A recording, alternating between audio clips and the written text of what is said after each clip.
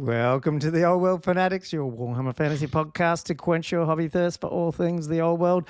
And I'm back. I'm your host, Gommo, and I'm joined by Andrew and Josh tonight. And we almost didn't hit record there. Thanks, Josh. How's everyone going? All right, guys. So just a wasted hour and a half. Oh, that was lucky. At least.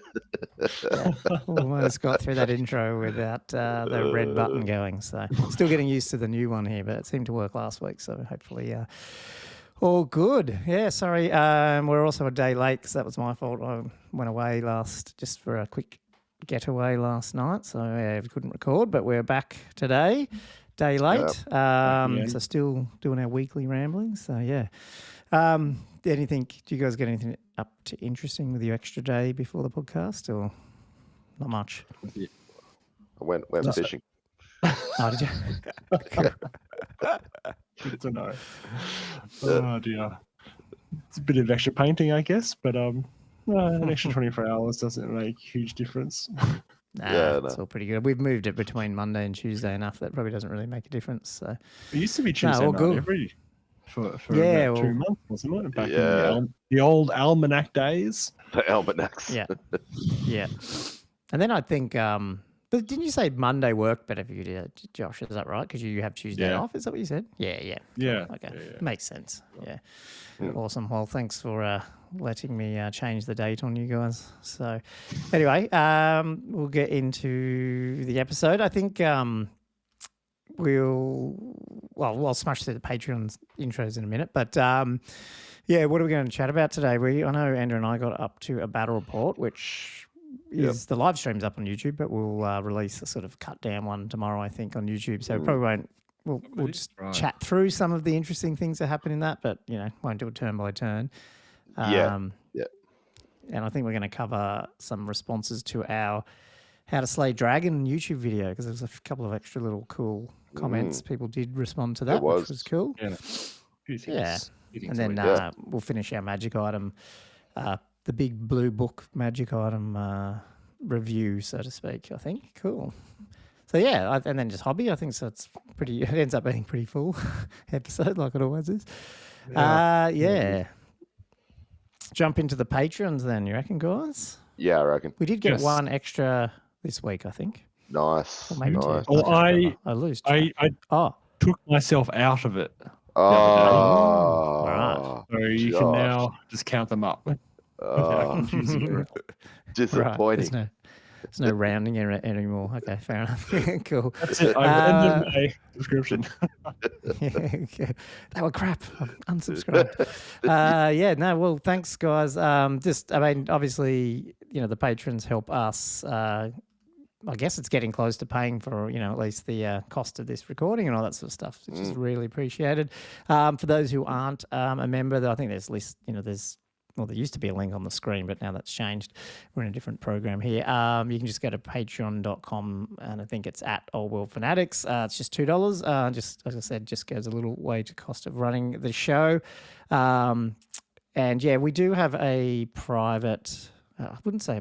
We've got a Discord, the Australian Discord server for Warhammer, but one of the channels in there is private. So just has our, banter from all the patrons in there, shares pictures of our hobby and stuff like that. So if you want to be involved with that, obviously we would always appreciate it. But the guys who are currently supporting us, we've got Matt. He's our new member. Matt joined the other day, but otherwise Daniel. Thanks, Daniel. Jonathan, Gilthos, Cameron, Elliot. What was that? Daniel's my cousin. Just so he's our second one. Thanks, Josh's cousin. I can't remember. I think he was the new one from last week, maybe. Yeah. So there you go. Right. Connection. Hilarious. That's funny. No one's mum's turned up yet, so I think my mum does watch the YouTube channel now. She asked me the other day about it. So I went, "Are you serious?" But anyway, so Cameron, Elliot, Chris, Harrison, Gilthos, Julian, Diesel, Cameron, Richard, William, Robert, and this is the cool one, Bitty Titty Pimpleson. So he's changing every It is every week. It changes every week. We checked that today. Andrew, Bobby Gherkin, Gumwitch, Sean, Todd, and Chapstick. So thanks, guys. Thank you. Really helping. Yeah. Guys. Yeah. Awesome. Helps a lot. Yeah, that's really good. Cool. Okay, well, let's get on to what have we got? Some news. I pulled up some news. I'm going to if I can find the bloody controller here to bring up the news. Where are we? Let's stop sharing that one. I'm just going to bring up I guess the latest Warhammer community article that went out. I think it was today. Oh yeah. If I remember, which one is it? Well, I'll do this one, but for those watching at home, can you guys see this? Yes, it's come up. Yeah.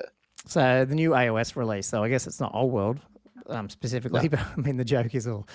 I've seen it posted a few times now. That look, new Marauders for Old World, and it's like all their all the Chaos ranges, Slaves to Darkness range is awesome. So this one, I mean, could try and maybe zoom that in for people who are on YouTube.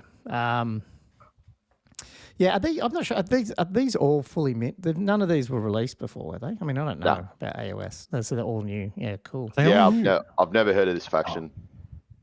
Right. See, I know there was some Dark Oath or whatever. Is it Warband? No, what's it called? Warcry. I think some of them were in Warcry, but I don't know if the exact miniatures were. So someone who knows more about this stuff can probably comment. But to me, I've never seen them, especially the horse ones, which are probably the ones you're going to use. I mean, not so much him, maybe. But they're just, They'd be big, but I don't know what the hell that is. Yeah. You can almost use that in the miniature. Is that I don't know. That's weird. But I just wanted to skim more to the actual figures. Yeah, I'd like the... I gotta admit, I feel a bit jealous about a whole faction of newly sculpted minis. Yeah. As opposed to one I mean, this is the thing. Like, we talked a little bit about the whole Kislev Cathay models. Thing. But yeah, if they released a whole new plastic range, you know it's going to... I mean, you cannot say it's not bad quality, eh? Like, Nah. I mean, you can't say it's not good quality. Yeah. Every second army you'd play would be Kislev. Yeah. Everyone would be taking it. So, yeah, I mean, great Marauder proxies and especially Marauder Horsemen. I mean, these... Yeah, they're good. Awesome. I'm not sure. Do you guys know if the Marauder Horsemen are on 30s or 60s or they're on... I would think so. So, yeah, cool. Because they're not... Is it only fast cav usually that are the small ones? I don't know. Yeah. I don't know. If and even then it's... Even then, like the elves 30 by 60s, sorry.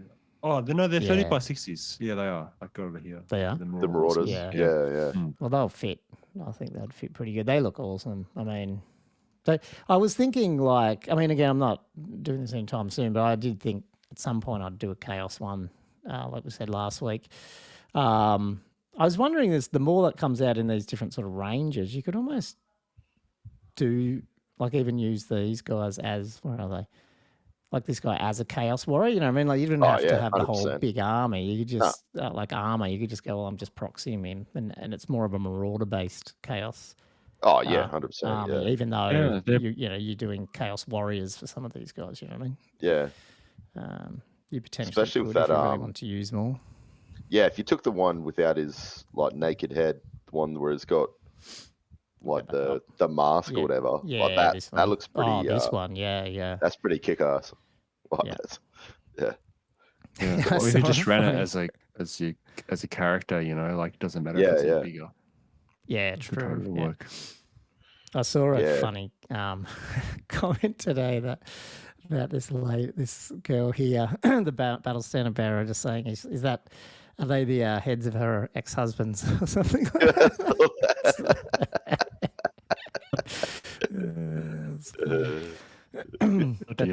No, they look so good. And it's funny, like, I think Val was mentioning this on Squarebase last week or something, that the three new areas they've really spent, there's big paragraphs in the new rulebook about, was it Norse, obviously Kislev and Cathay, and so it'd be interesting at some point if you did get a Norse army, because I mean this is what you'd probably use as well. Like that, I'm guessing it's all very similar. But yeah, it's good. I mean, again, not the old world as such, but I mean, geez, it's one of the factions that's direct proxyable. It's definitely AOS style, though. That's the thing. Like, I guess that's a hard thing to know sometimes is how what style you're trying to follow if you're taking these minis. If they were to do a Kislev or a Norse type army for the old world, would it look similar to this, or would they try to follow the old hammer sort of aesthetic? I I don't know. It's hard to predict. I guess you got a little bit of indication, like from the foot knights in Britannia, that it's sort of heralding the old stuff a bit, but it is sort of going a different way. Yeah. So it is different, isn't it? Yeah. I think they tried to pay homage to the old stuff, but inevitable. Mr. Hands, obviously bringing back the old miniatures, but yeah, definitely, as Gommo was saying, like even with the not the damsel, the handmaiden on the unicorn, like that. On the unicorn, yeah. Even just the scale of it, like it's just it's a scale, and it's also I don't know, it's just the features of the face. It's like the faces are changing as well. Like they're just it is different. Yeah. Do you think she'd be the same scale as these Marauders? Or do you think she'd be a bit smaller? Oh, it's hard to tell, isn't it? I suspect they might be quite close. Yeah. Well, we don't know because she's not been released yet, hey? No, we haven't seen her. No, we're speculating. Yeah. So it's funny because we were thinking last week when the pre-orders went out, I was like, it's all the waves out yet, but they're not. Like pretty sure the casket's not out. But you guys did get the trebuchet. I know this is slightly venturing off different news here, but the Treb did come out on pre-order, even though it wasn't in that article last week. And right. But yes, and then the unicorn's not out yet. So there is still a few dregs still coming just for the first two armies out, and they haven't even got, It's disappointing because I was hoping to see more of the orcs coming out. It seems like maybe this will be a bit of a longer wait than maybe what we're hoping for. The only thing I do hope, and maybe this, do you guys think they're going to do two armies? They've had the two armies now. Because the whole rumor all the time was two armies. I know it's just a rumor, but they're like, they'll do them in twos because, the mirror image on the logo. I mean, who knows if that's even anything. But then obviously they only previewed the orcs. But I mean, that doesn't really mean anything, does it? Because they previewed the whole Brett army and they didn't really talk about Tomb Kings at all, even though we did know Tomb Kings were coming because we had seen one. So are you expecting that it will be a double launch? Not necessarily. I don't know. I feel like they had to do a double launch to have two factions out so that people could easily play against each other with armies that were commercially available. Yeah. So I feel like they don't necessarily have to have that urgency anymore. I mean, they could surprise us though. They could say, you need the orcs coming out. And also, because surprise, we got the dwarves coming out or something. I mean, there was that leak about the dice, the dwarven dice. Yes. True. So we have actually seen sort of dwarves, not really, but I'd sort of hope. I hope they do. I hope there's two me too. because it just gets through stuff quicker and then gets us to if they go down to stuff. If they go down to one every 2 or 3 months, it's a real trickle, isn't it? Yeah. So hopefully, we'll see. We have no idea about that. I guess the other thing, I've got this screen up. Does this work? Yeah. I will just jump. Is there anything else you guys want to talk about with Marauders? No. How do you even say it? What is it? Dark. Okay. Are those tattoos? Are they like transfers? Do you think? What's going on there? Are they wouldn't be text? Yeah, they wouldn't be textured on there, would they? I reckon they're just painted. Yeah, they're just painted. Freehand. It's just like that. They're pretty simple, I guess. Yeah. Don't know. Cool. Yeah. The other thing is just conversions with these guys as well. There's probably bits, you get bits of these guys, mix them into your other stuff potentially if the scale's not too. I mean, the scale's going to be different, but you might better mix this stuff with the Chaos Warriors or something, and it might. Who knows? Oh, especially the standards, the banners. Really good. And the horses, they're not. You get that monopose horse, like they're just all. Whereas you get those dynamic horses, they look really, really good. I don't know how they'd rank up, but they look good. I've seen people rank the Cities of Sigmar ones, and they rank fine, I think, on 30 by 60s. So I'm hoping, well, I say they're probably very tight still, but yeah. Cool. Actually, I just got the window up though. I did. So one of the podcasts I listen to, which is fairly new, at least for Old World, they've got other podcasts, is Beards, Ears, and Skulls, and their latest episode 8. That just came out, March 4, yesterday. They had Duncan Rhodes on, so and I'm trying to think, did I even finish the whole episode? I think I did. But I've bookmarked in the show notes a particular part to listen to, I think it's from 46th minute or something. Because just some interesting. Not that he doesn't know anything because obviously he hasn't worked at Games Workshop for 4 years. And for those, I'm guessing people know who Duncan Rhodes is. If not, he was obviously a G-Dub painter on Warhammer TV, and he's got the Two Thin Coat paint range out and stuff like that. But he was talking about that because he's a big Bretonian fan. He got into it 5th edition, that sort of stuff, and loves that. So when they were doing the next 8th edition army book, which was supposed to be Bretonia, they dragged him in as sort of the not an expert, but just sort of like a fanboy type thing internally, just to sort of okay, well, give us a review of how do you think they should be and all that sort of stuff. And he said they showed all these upcoming releases that they were working on, which he said are not out. They have not been released, and they're slightly different. They have changed the Bretonian aesthetics a little bit from where they were going. But he said, the plan there was release the Bretonians 8th edition. I knew they were making an 8th edition book. I knew it. There were so many leaks about that. Can't believe it. And obviously changed the tune and End Times came. So that's quite funny. But worth listening to. And then also in that he does link to Heresy Lab, which one of the sculptors or the sculptor or whatever is an ex-G-Dub sculptor who was working on those Bretonians, and he said some of the ones that they've released in this Heresy Lab release thing is very similar to what he remembers seeing that G-Dub were doing internally. So it's kind of funny. Not IP similar, but similar. So pretty interesting. It's always funny when you see behind the curtain a little bit, even though he keeps obviously caveats that he has no inside knowledge, and this is years ago. But it's just funny to see. So I don't know if it's probably bittersweet, Josh, there, but anyway, you've almost got a absolutely so bittersweet. What could have been? What could have been if they'd stayed the course if they did? I don't know. I'm really interested to see what they were some of cooking this, up. Actually, it'd be nice to see. It's so interesting to see what it was. More stuff, I don't know.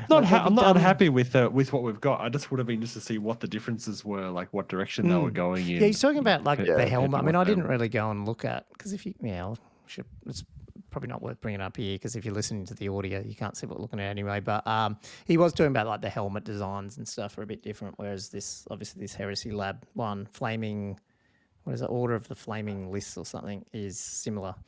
So. Very intrigued by this. I'm going to look into that. I only clicked on it, then saw the peasants and stuff, and they look pretty cool. They've got some good minis there, but I think they're all print, they're not STLs. I don't think. I haven't really. They're all physical. Gone to this. Are they? I think maybe. I don't know. I didn't really spend too much time, but actually, just slightly on this, and I didn't bring this up beforehand, guys. Did you guys? We did have pre-order, so Josh, you got the guy, didn't you? You got the Brett Lord. Yep. I got the Brett Lord, Mr. Flippy. With a little helper carrying his helmet along. That's all I got. I just got him. So I ended up getting him too. Because you got him as well, didn't you? Yeah. What I did is I've clicked the Green Knight. Well, I wasn't going. I got the Green Knight, and then I got your mouse slipped and you clicked on the Lord as well. Times 3. It'd just be funny to paint him up because I think, like you said, he's really controversial. So I might as well get him. It's more of a classic figure than anything. But I did get you obviously that other what was it called? The other set, not Cetra. What's it called? I can't remember his name now. The Epitaph? No, whatever. The other heraldy guy. The heraldy type guy. Yeah, I can't remember what his name is. With the big scroll. Yeah, the big scroll guy. So got him, and then just ended up getting 2 more. So it's weird because you end up having to sort of order. Because a lot of this stuff's straight out of the UK, you sort of have to get it through GW, and then obviously I'll get it, Dragon and stuff elsewhere. But that's all cool. If you can't get the Lord again, like the Flappy guy, like imagine if it just say like he goes in a production or something, or they just drop him, he doesn't sell well, and then like in 8-10 years or something, he's like worth like an absolute mint because you just can't get him anymore. It's a good chance. That many people don't like laughing about it. Just buying it as a joke because it's like, I might as well have one. It'll be funny. It is weird, isn't it? Because like my mates, whose name's Andrew as well, not this Andrew, the guy that I used to play in fantasy, and I've got all these old dwarf stuff, which we didn't have a lot because we're just kids. But I mean, he's got a lot of. When I say a lot, it's probably. I don't know, there might be 50 dwarf, the old, pewter ones, the old flame cannon, Gotrek from Felix, a bunch of all the, like we never had blocks of 20 or 30 dwarves. So he might have like 8 iron breakers, 8, hammers, that sort of stuff. The old Thorgrim, all this sort of stuff. And it's funny, like we probably spent all this pocket money. And then now if I added it all up, they'd be worth, they'd be 10 times what we would have spent. Yeah. But I mean, inflation might have killed that a bit, but it's funny. Yeah. No, they would. 100%. Cool. Anyway, does someone want to run through, I keep talking here, tournaments? We're going to just add a quick section in. I've written them down here, but this is for the Australian audience, just for 5 minutes. Yeah. So just if you are not in world Australia, as well, right? Yes. Old world Australia. Because I am going to a 6-head tournament in a couple of weeks, by the way. Oh, yes, that's right. I didn't the old uprising. No, it's an old world podcast now, isn't it? Apart from when I'm running the slow grow and going to 6, we don't say it's old world as in Warhammer, the old world, do we? It's like we're just fanatics about it, I guess. Yeah, it's just anything in the old world. Doesn't matter what version. Yeah, no, absolutely. That's a good point. What are we running? So the first set on the same day, the 23rd of March. When is that? So that'll be a few weeks away. What? Oh, not even like just under 2 weeks. Yeah. On the Saturday, the following Saturday in Queensland, it's Return of the King. And then Dawn of War in Canberra. Yeah. Which is 1250 points in Dawn of War, which I feel like is a decent size, for a first sort of event. I feel like that's a good choice, and I think it'll give people a good feeling of how the game runs without it being just all monsters all the time. Hopefully not going to see many dragons running around. Oh yeah. You know what I mean? And then in South Australia, I think the next day, the 24th of a Sunday, there's Rise of Legend. And then in April, again in Canberra, there's the Anzac Cup, which I think is a bit of a bigger tournament. Yeah, so is that one usually? Yeah, there's 40k and all that sort of stuff, but they have an old world one, I guess. Is that one? Yeah, I think so. Yeah, I think it's a bigger. Defense Force Academy. Yeah. Yes, that's the one. Yeah. Anzac. Yeah. Right. Makes sense. Yeah, and then on the 20th of April in New South Wales, where is it? That's the Easter long weekend. Was that Easter? I think so. Hang on. Sorry, no, that one. No, that's not. Sorry, that is. I can't go to that because I'm going up to Queensland. So it must be the middle school holidays in Australia. That's weekend. The one That's what it is. Yeah. Bartering with the other half to try and get down there. So I should hopefully be able to represent. At awesome. Because that's a 2-dayer, isn't it? Yeah, it's only just come out. Yeah, so 2-dayer. So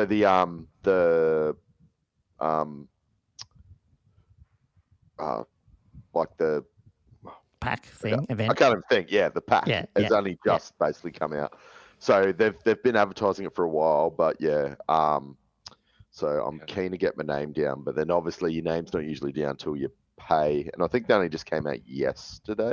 I saw the event on Facebook pop up, which is under the Australian, tournament Facebook group, or whatever it's called. Yeah. So that should be pretty big, I reckon. Especially being in New South Wales, you probably have quite a few guys from ACT, Victoria, maybe a couple coming from Brisbane for that.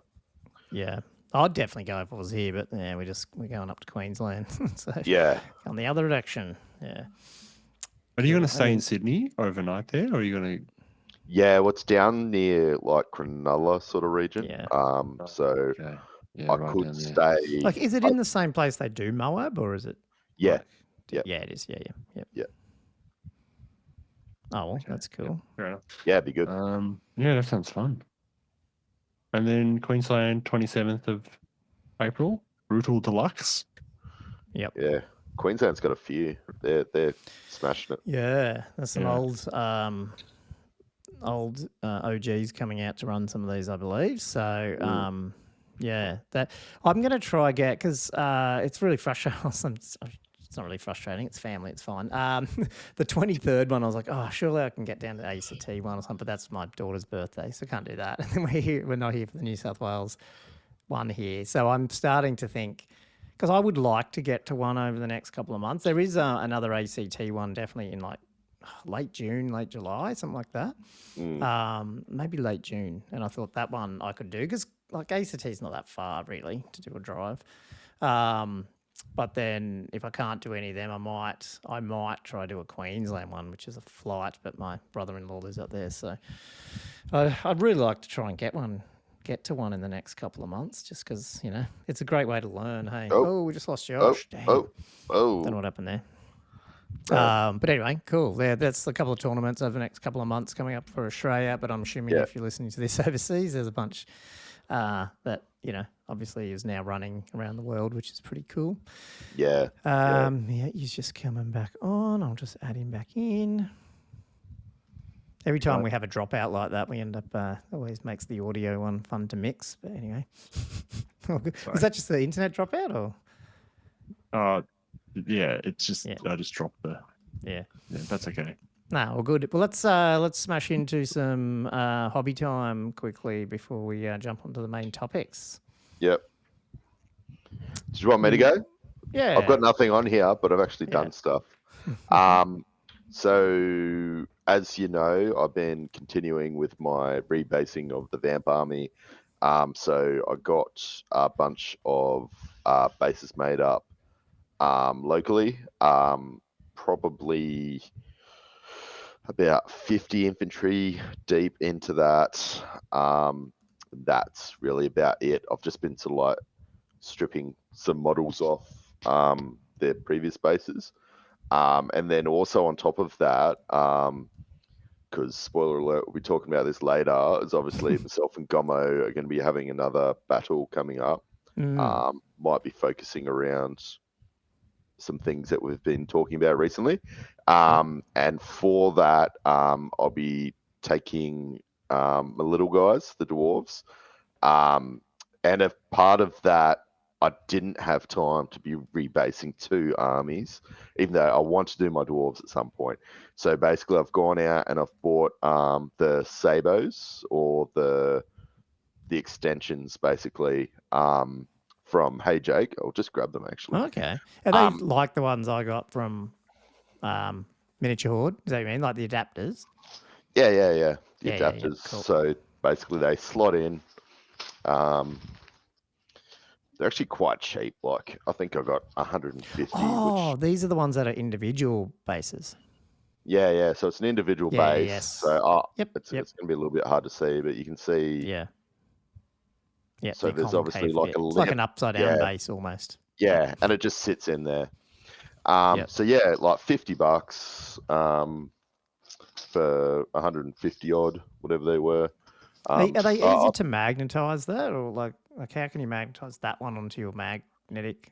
Movement trays, we just wouldn't. Personally. Yeah. Just purely because it's just a temporary thing for me. I didn't want to get too. Makes sense. Yeah. I didn't want to get too carried away, and then I've got like my high elves and things and my dwarves, the magnets aren't all polarized in the right direction because I put them on a metal base, so they're just polarized whatever way. So if I try to stuff around magnetizing these, it's just a lot of work. So basically I've done that, and I've started doing some war machines and some other bits and pieces which don't fit the 20 mils. I won't give Gommo too much of a heads up on exactly what those are. But yeah, the stuff that's not on a 20 mil base has been getting changed in preparations for the battle that's coming up. Cool. Should be talking about later. Love it. And that's been my hobby. Yeah. Yeah, cool. Well, I did a similar thing. I guess I might jump into mine, and then Josh, you can finish off with the hobby time. I have one picture I'll bring up, which is just what I started rebasing as well. So I finally just now know what you're bringing. Oh no, it's not. It's just I went on a bit of a craze of going, well, if there's something half painted, I might as well put it on a base now. Yeah. Because I had like my the other second Screaming Skull catapult was already primed, but it was on that old MDF round base that I had. So like I just went through and went, oh well, might as well just do that. And those two Scorpions already had. It's a bad picture, actually, just the lighting. Why is it? It doesn't look bad on my screen, but it looks bad on the video there. I don't know. They're the ones that Josh printed it off and only made one of them for the CanCon tournament because I was running late. So I've just done the other two now, so that way they at least will look the same. But yeah, it wasn't too bad. Like, and I know, like, I haven't done it the most optimal. Like, it would have been better to do what you did technically from a, like, do all the bases and just spray them and paint them and then glue everything on. But I'm the type of person, I just don't like gluing. Maybe I just don't use good super glue, which I know I don't, like gluing stuff onto a painted base because I just feel like it comes back off again. So I actually don't. I'm the type of person who, I think there's two people in hobby, you either flock around the feet and paint it, or people do the base and stick it on top. Well, I'm the former. So, and then I also did think, I don't know why. It's a hard balance though, isn't it? Because if you put the flock on too deeply, it looks like the whole mini's sinking into the base. Yeah. So it's just, like, I know when I'm doing it, like, it's not the most optimal, but at the same time, I thought, if something happens that I can't get this done, then they're now on the right bases, even if I haven't painted them. So that was my other reasoning. At least they're done now. And they're more done than this picture anyway, because I actually have gone through and I should have the arches done tomorrow, and then I'll just get into the Tomb Guard. Is that Screaming Skull? Sorry, is that Screaming Skull on a? Is that a 50 by 100? I think it looks like a really big base. Yeah, I think it's now I can't remember. It was I had to buy a couple of whatever they were. They were a bit different. Is it 60 by 100 maybe? I can't remember. Oh, okay. I'd have to, might be totally wrong there. I just can't remember. Because the Scorpions it is longer. They're they? 50. Yeah, they're the 75 by 50s or whichever way you do it. Yeah, but that Screaming Skull looks ace bigger. Yeah. Yeah, it's longer. I think it might be a 60. It's either a 50 by 100 or a 60 by 100. I can't remember. Actually, it might be a 50, and I think maybe the Necrosphinx changed to a 60 by 100. One of them was different to what they used to be. I just can't remember what it was. Yeah. But, the new Herald is in there, and my other Necromancers, I'll try and paint them up at some point as well. And did a few more Tomb Guard just to pad that numbers out if I end up using them all. Yeah, so that's good. At least I feel like almost all my it's not all of it, but close to all my Tomb Kings are at least getting to the point where they're on the right bases and they just need painting, which is good, getting there anyway. Except, I shouldn't say that, except for obviously all the core stuff that came in the big box. I'm not putting all that together because I don't need it yet. So, are you going to hang on to that, or are you going to... I'm going to put some more horses together. Like, I wouldn't mind having more skeleton horse archers if I need, as well as like some spearmen. I want to have some big blocks. I would like to do an army one day, try it out of like just infantry sort of. Just a lot of skeletons. Just to because we'll probably talk about it a bit. Like just I don't know, one of these things potentially to combat killy things is just having shit that doesn't die, and if it does die, it can come back. Who cares? Whereas Tomb Guard do that, but they're also more expensive, so you can't get as many. So, I don't know. But anyway. So apart from that, we did the battle, which we can start talking about after this. And then I guess that will go into the next chunk of hobby, which is putting the next list together to play you. Which probably won't, I don't know, probably won't be much different to either what I took or I'll change it up just a little bit, I guess. So I guess we can have a chat about that after the battle report section. Yep. If you want. Yeah, what did you get up to, Josh? Yep. I mainly got up to there's a couple of things. So one of it was I was finishing off my Brett Lord that I do, like the mounted one that I'm doing for Uprising, because I had a couple of guys, I had that and the mage I wanted to do. And I had a lot of fun actually doing the barding for him. Is he finished? So actually, yeah, it's pretty much finished. I haven't got a photo of him. That's sort of let's see if I can get a good. Oh yeah. We'll zoom in on that. There we go. Oh, it does. Yeah. Oh, nice. Yeah. So that's what it looks like. So That's I cool. pretty much I found a nice little vine looking transfer or image on the internet, and I sort of printed it off, and then I used that as a stencil essentially, or a template to then sort of guide sort of doing freehand over the top of it, I guess. Okay. Yeah. Because I was trying to get him, because I was doing him as a Grail theme, and because the rest of my Ground Knights are sort of a similar sort of thing, but maybe a slightly more simple sort of freehand pattern. Yeah. I'll see if I can zoom in on. I remember your growls; they were really nice. Yeah. Yeah. There we go. Yeah, like that kind of thing. So yeah, the Lord I was trying to do a bit more intricate, I guess. Yeah. So when you're saying you use it as a guide, did you like practice? Is that what you mean? Like you were doing it elsewhere? No, or I you just put it right on the figure and did it. I stuck the transfer on. Right. Like set it right in, and then I just like went over the top of it with paint, essentially, because it was just black, because I only have a laser printer, so it's just doing, and it's black and white. So I was just using it as a guide, really. I mean, I guess you could print it off and inkjet with the right transfer paper and not freehand over it, but I don't know. I like the idea of, rather than just printing it off and sticking it on. I'm intrigued. I think there needs to be a video of this. 100%. This process. Yeah. Okay. Yeah. That's how this works. This. 100%.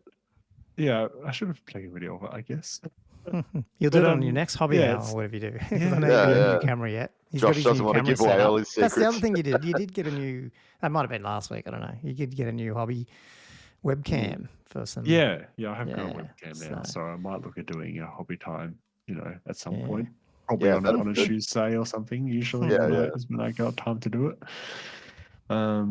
So he's pretty much ready. And the other thing I was doing was working on constructing some Furies for the Cult of Slannesh army. So sort of Slannesh themed Chaos Furies.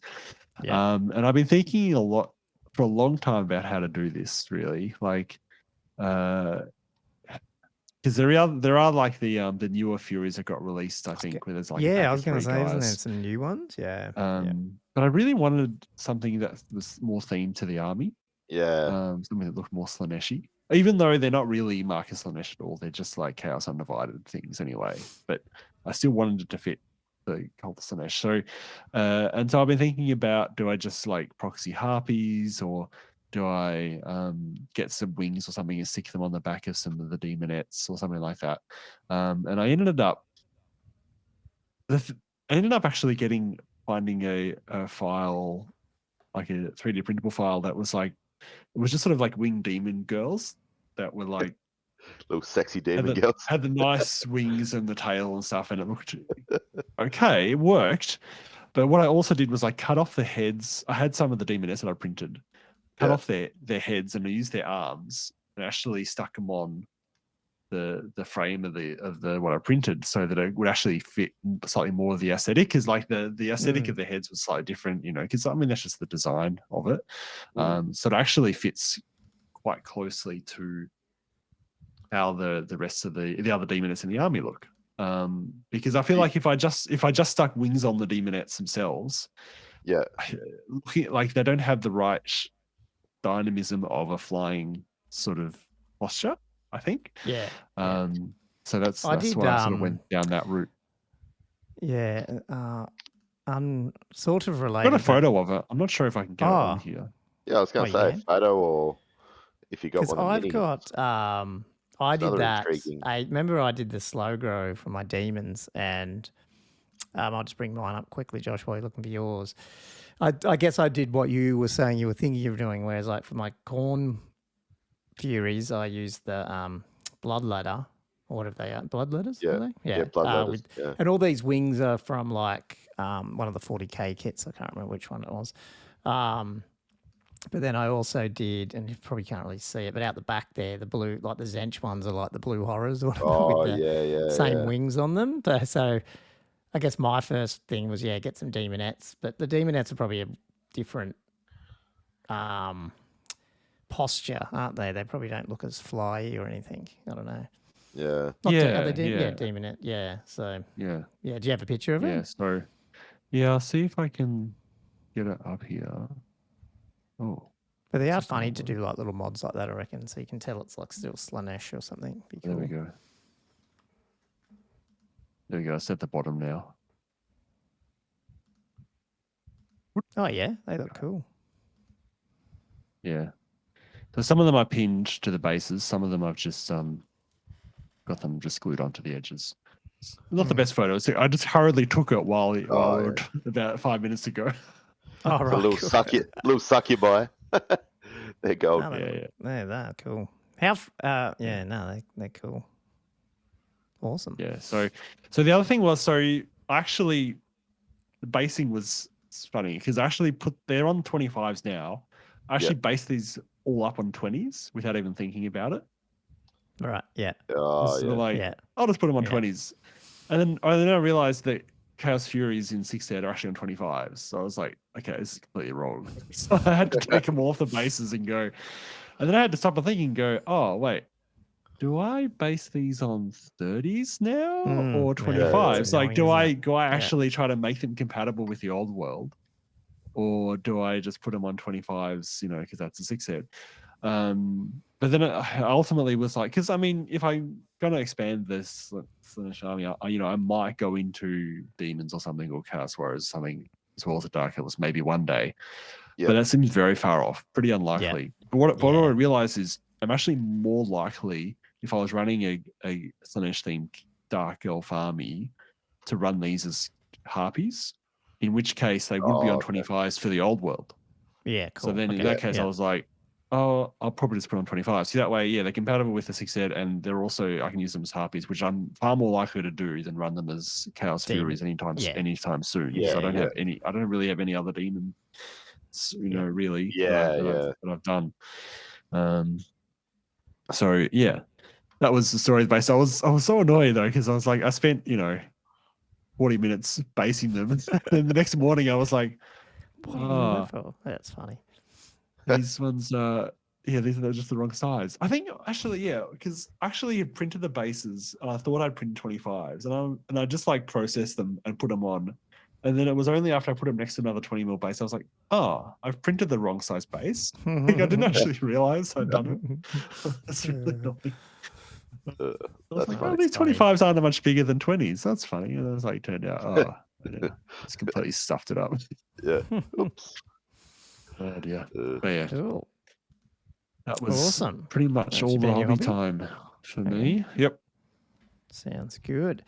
What do we want to? Well, we're going to go on to. Do you want to have a quick chat about our game and then go into the YouTube responses, or we can do them first? Hell yeah! Let's just do the game. Okay. So what happened? We're on it. I'll let you lead then a bit. Okay. So as if people haven't caught the game, so basically we're going to be doing a video tomorrow-ish, depends on when it gets released, for the bat rep.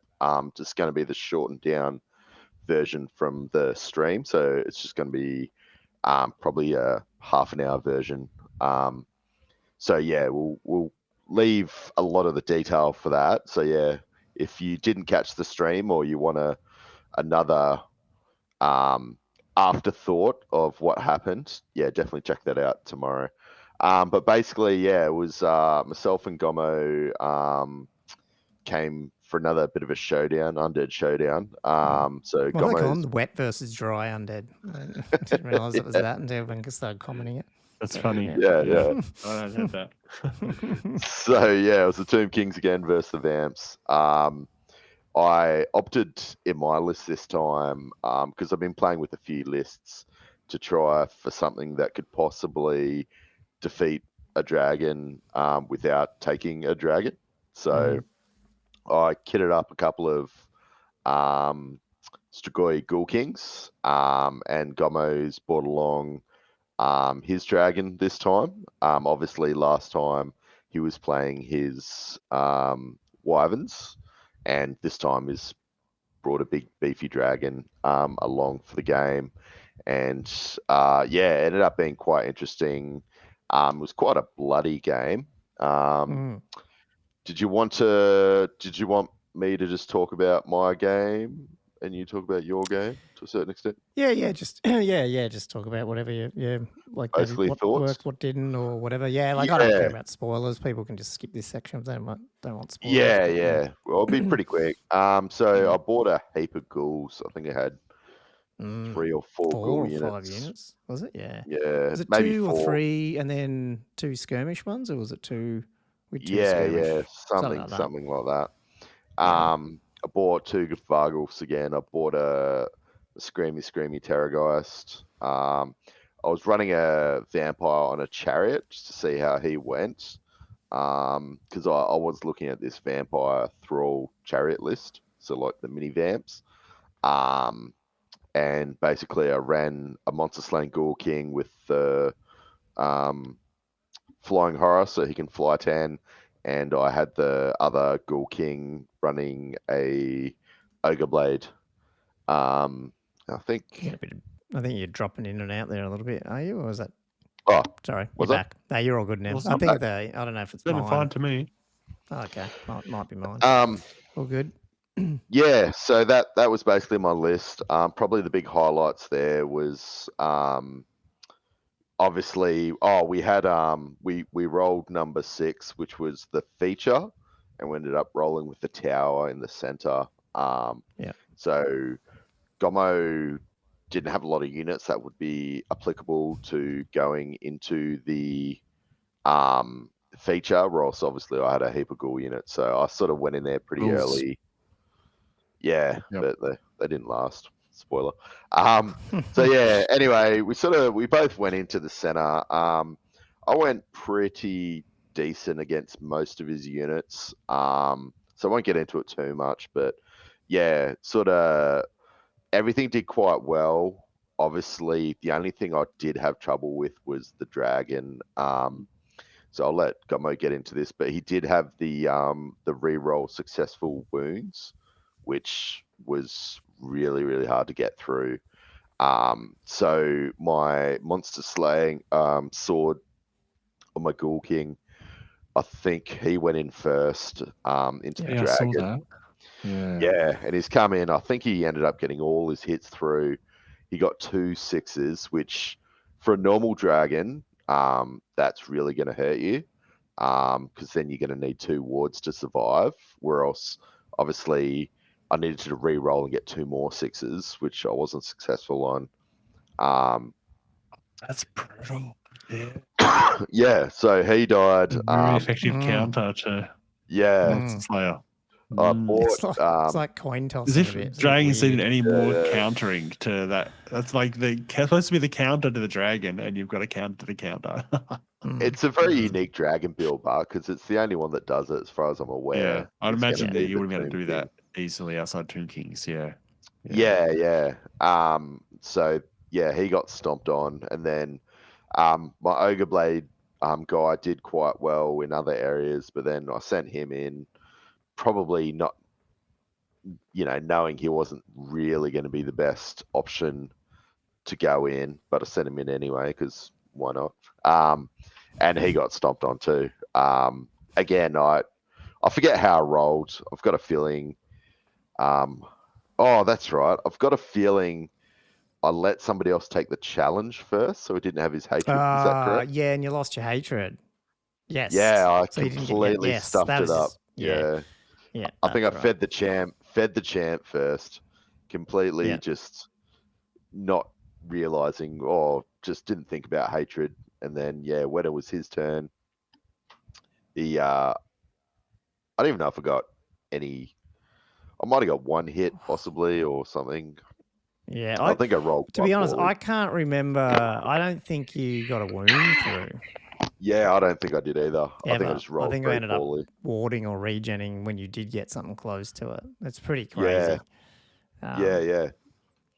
So that and then that all went down pretty poorly.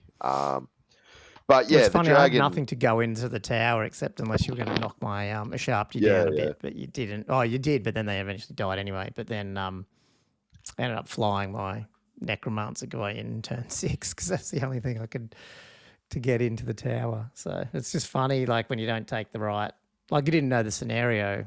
Like I guess in a tournament, if you knew that scenario was in there, you're gonna have to make sure you got stuff that could go in it. Yeah, or at least a couple of units that could take it. Yeah.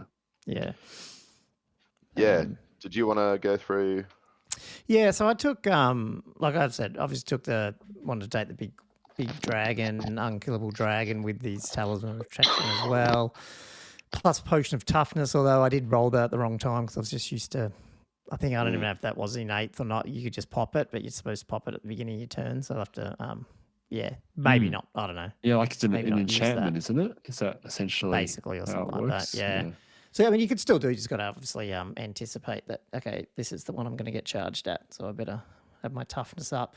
But I mean, you probably don't need that, obviously, because you got the rerolls to damage or wounds, plus the potentially the ability to heal the dragon 1 wound per a rise spell thing, whatever it's called. So I mean, it's one of these unique builds, isn't it? It's probably what not kills as that, beefy as the Chaos Lord, but the fact that you reroll, it's way more durable in a sense. You know what I mean? Because you can heal durable. And so. Yeah, it's pretty crazy. Probably doesn't have the output as the Chaos Lord, but in some sense, it's probably going to survive more. Yeah, 100%. But so then the other thing I wanted to do was it's so hard to get victory points out of a unit like that. Like unless you kill him every wound, you're just not going to get anything out of it. Crazy.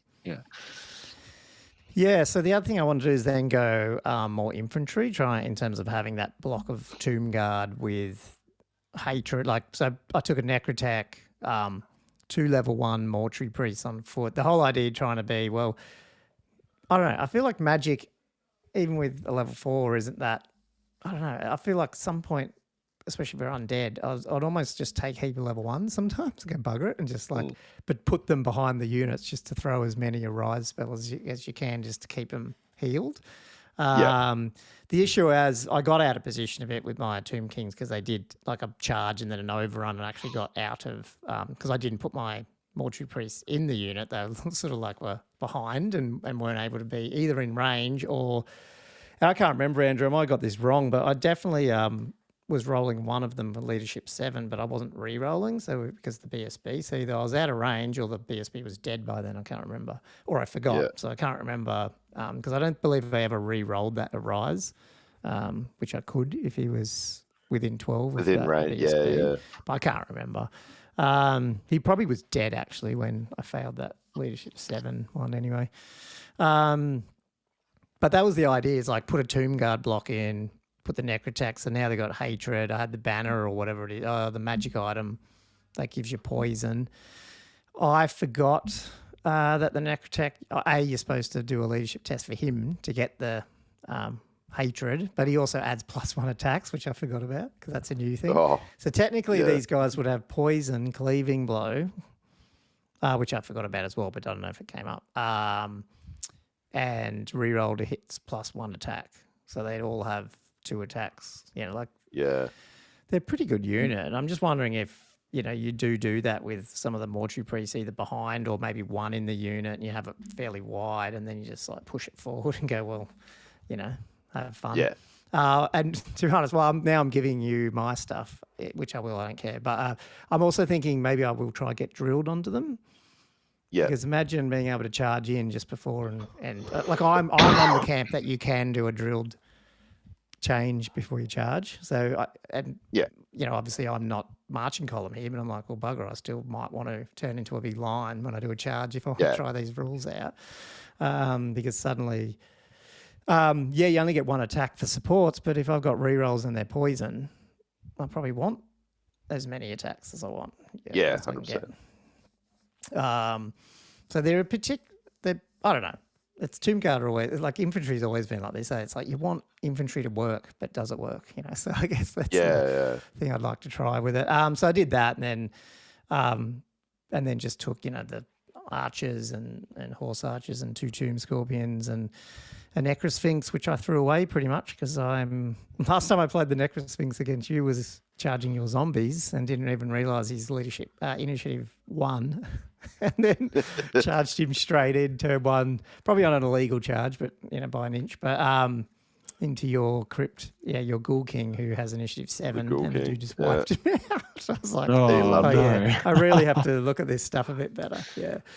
It's like you see the charge is like a long bomb charge, like, I'll try it. And then I'm like, oh, yeah, I don't get to attack first here. Oh, God, he's got the Ogre Blade. He's dead. Yeah. It's funny. So, yeah. You got hatred then. Yeah. No, but it ended up being, this is the thing, it ended up being one of the games where the dragon was so survivable, which allowed, obviously my guy to get into the tower and, basically, win that game without spoiler too much. But it then led us on to, let's just have the chat, I guess. We want to do another game where we're going to, so we did a video last week on how to kill the dragon with all the, not that we know how to kill the dragon, but what are the options, which we'll go on to in a minute. But I guess we decided then, well, why don't we do a game where we see how this dragon can go against the gun line, basically, or some form of gun line with dwarves, like lots of cannons or whatever it is. So I guess that's the game we're going to try next. Andrew's going to come up with sounds like you have been scheming a dwarf army with so some counters, and then I'll take either this list or a similar list to this, and I might play around with some things, but yeah. So everyone at home, the brief for the list making basically was, obviously I was taking dwarves, Gommo was taking his Tomb Kings, so he basically had to take a dragon, and the brief was basically we're both going to a tournament sort of setting. He would take a dragon knowing that there's going to be people with counters, possible gun lines, possible this and that, but he's not specifically going anti-dwarf. And same with me, I'd be going to a tournament setting thinking, all right, there's going to be dragons, but I just won't have 10 cannons lined up. Like, obviously, I'm going to be being able to take on combined armies, like combined unit armies and things like that, combined forces. So, yeah, I've sort of got some counters, but they're not. I've tried to put a list together that's tried to be impartial to knowing what I'm going to be facing, if you know what I mean. So this is trying to. Totally. We're both trying to come up with a tournament. So the change I would want to.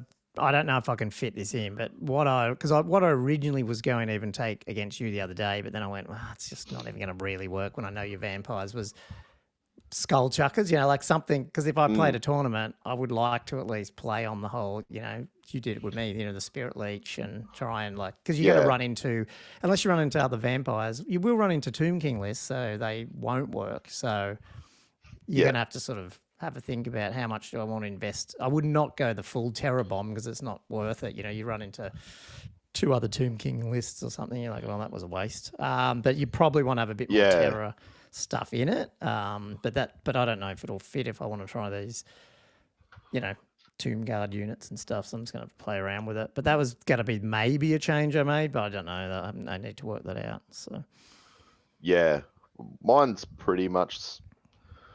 Well, it's setting curing concrete, so it's not 100% cured, but I've done most of my list. I'm pretty happy, So I don't think I'll be changing too much.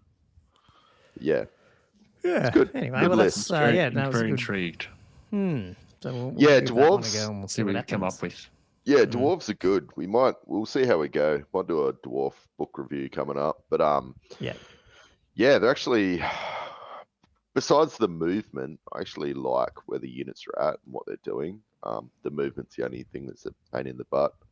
But yeah, hopefully this drill gets clarified sooner rather than later. Yeah. Because that'll help out quite a bit. It'll help a lot with the dwarves, wouldn't it?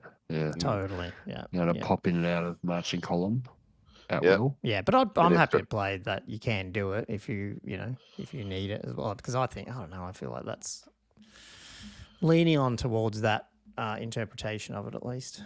So yeah, I still can't believe they got like a banner that gives you like Vanguard, and it's like I can only move 3 inches anyway. I'm like, why do I want to spend money on a fucking 3-inch Vanguard banner? Yeah, weird.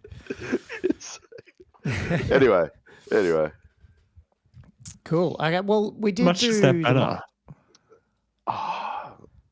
It's like, is it like if it's like 30? Nah, it's 30 odd points. Okay. But That's I mean, still like significant chunk. Yeah, like yeah. who wants a Vanguard 3 inches? It's like why? It'd almost be embarrassing. It's like, oh, hang on, I've got to move my Vanguard. It's just like. I'll let you Vanguard the rest of them too if you like. Yeah. 3 inches. Cool. Well, we move on to just a quick. We're gonna so we did the how to slay a dragon, what it was, YouTube video last week, and we asked for comments and we got some comments. So I don't know, Josh, was there any here that stuck out to you that were worth bringing up that we sort of missed? Well, a couple. One thing I didn't talk about was. Is there feedback? It's stopped now. It's stopped. Yep.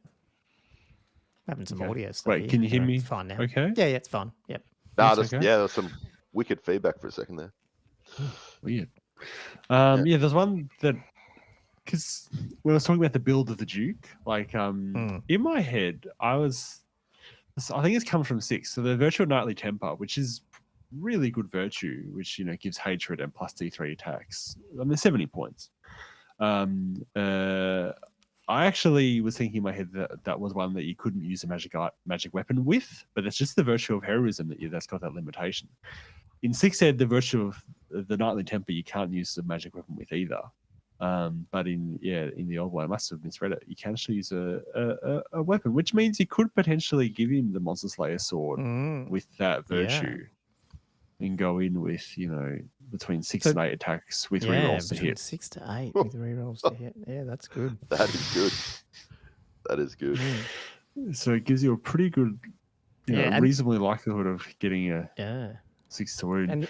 And he's probably the main character that can even get in contact reliably with one of these guys, because he's 360 line. 360 line, fly, he'll be able to see the large target. So if you come inside a 20-inch bubble, it's likely to engage. I mean, taking that build, it does limit a little bit your versatility slightly. I was thinking maybe you could take something like the Sword of Might or something as a, because you can take that as a second magic weapon, just to give yourself something else to use that's got a bit of armor penetration. Because I find if you're just running with strength 5 and no AP, you really can limit how effective you are in combat. I think depending on how many points would it be. Is he about 400 when you do that build, or is he less? Or I think it'd be under that. I can work it out if you give me. No, because I was just thinking the other option is you want him to do a lot of damage, but can he just make, even on those bad matchups, can he at least make that back? I wonder, So could he not take the Ogre Blade? Or not with? Yeah, you could. But then you could take the Ogre Blade, is that right? But then you don't get Monster Slayer. Yeah. Oh, but you got that much attacks. You got rerolls to hit anyway. I'm just thinking. Yeah. Yeah, absolutely. Yeah, I agree. Yeah. What's his strength? His strength 5, isn't he? It's strength 5 base. Yeah. So if you'd strength 7, you'd be strength 7 2 AP, which that's you're right. That is entirely valid. Because I was thinking about that too. Yeah. It depends on how much you want slaying versus the versatility of multi-wounds 2 and 2 AP, you know? Which I think, you could totally because you don't even need to kill him then, you just need to break him in combat potentially as well. Yeah. Which I guess depending on who you charge him with, if you can beat them on unit strength or something, make him break and not just fall back, you might better just run him down.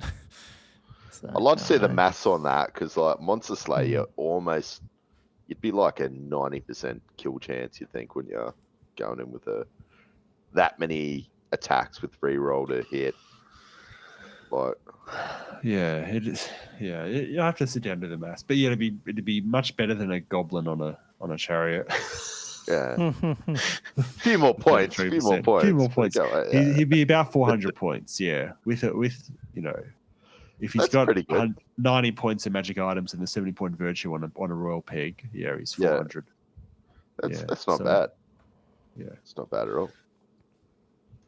And the problem is if he whiffs, if he doesn't kill it, he's likely to get eaten. By the dragon. That's exactly right. Pretty much. So it's a bit of an all or nothing. It feels like one of these annoying games that, like, when everyone talks about the counter to the dragon is another dragon. I guess that's true, but if one of them's going to just kill the other one, then it's almost like, well, who's going to end up doing that first? And then suddenly now they don't have a dragon, and the other person does, just to mop up the whole army. Like, I hope it doesn't. Essentially. That, you know? I hope not. Yeah, because if it's just essentially is whose dragon prevails wins the day, and that happens in turn 2, you know, and then suddenly, by turn 3 or 4, this dragon's just free reign, go around and just why even bother setting the army down? Just have 2 dragons on a table, see who wins. Everyone go home. Why waste all this extra time deploying the rest of these ultimate challenge. It's a dragon duel. The dragon duel. Not waste time. Get your dragon out. Yeah, and you like that definitely because we didn't mention too much magic and we did it on the fly there. I think we did mention Beastmen a bit, but it sounded like they're a lot more than we thought. So I don't know, Andrew, what did you find with that? What were some of the comments on that one? Obviously, it's the Voltide spells. Oh, God, you're trying to make me read this tiny text. I'm on my phone here too. Okay. No, I mean, look, we just had confirmation that, I mean, the Beastmen can take, I think they said they can even get up to 3 potential Voltide, mages basically, but definitely double Voltides. One of them with Hag Tree, which is the reroll damage. It's nuts. So you 5d6 re-rolling your wounds. No armor save. Auto hit. So like, you get that off enough, you can definitely wipe down a dragon, at least get it to the point, if not kill it, really hurt it. Only what happens toughness with that 6, versus the wasn't dragon one, the Tomb King one? What happens with that? Was that toughness 7? Oh yeah, sorry. No. In terms of reroll wounds, does that mean they just don't reroll then? Is that right? I think that's the rule, isn't it? If you all have to reroll a hit, but you have to then reroll, or do they reroll misses and then you make them reroll? Like, how does that work? Doesn't it cancel out? I think it might. I mean, we're probably thinking the old editions. I'm not sure. Yeah. But I feel like that's likely to be the case. But yeah, like if there's any way to get your toughness up to 7, then those Voltides aren't going to work. But it feels like most of the dragons are tough 6. Yeah, I think so. I was trying to remember because Vamp's got something, but I think gives you an extra wound, not extra toughness. Yeah, was there any other, Josh, did you see any other? There was Wood Elf one, but that was probably more just the Spectral Doppelganger builds, stacking with the Dragon Slaying Sword, which I don't think we really mentioned specifically. Right. I think we talked about Melsa Haestrom, but it is interesting to give a Dragon Slaying Sword to a mage. Yeah. Usually on a Warhawk or a Great Eagle, which give a 360 line of sight as well. In a way, that's similar threat to the Duke in a way. If you can get the spell off, that is. Yeah. Because you can get 2d6 auto hits, you're going to get a 6 in there. I think that was Most of it, really. They were the main ones, I think. Anything else? Yeah. That is like quite. You'd think the what's the beast magic spell's name again, sorry? Voltide. Yeah. It's was it Valtide? Yeah, it'd be quite useful against numerous things. So it's you're probably going to see that quite a lot because it's not just a monster hunter. If you're not getting saves, I mean, even going against cavalry or elite infantry, like you're going to be hurting a bunch of stuff. Totally, yeah. I mean, that used to be, like I say, like when I played against like Simon Turner, his Beastman in 8th. I mean, he just was popping it all the time, just wiped out all my orc artillery within 2 turns. You'd end up with no artillery left because when you roll them 5d6, you're going to roll 3 6s at some point and just wipe out the war machine, Maybe you'll see the top tables. Yeah. Top tables, Beastman. Calling it. Yeah. Yeah. I think the scary thing is, and this is another one of the comments, is about things like, when you're putting high off archmages on dragons, and then bringing, if they're on illusion, bringing the special doppelganger with them on slaying sword, but they're also on a dragon, so they're getting all the benefits of the dragon, but they're also potentially countering other dragons. It's just like, man, this is going up like next level.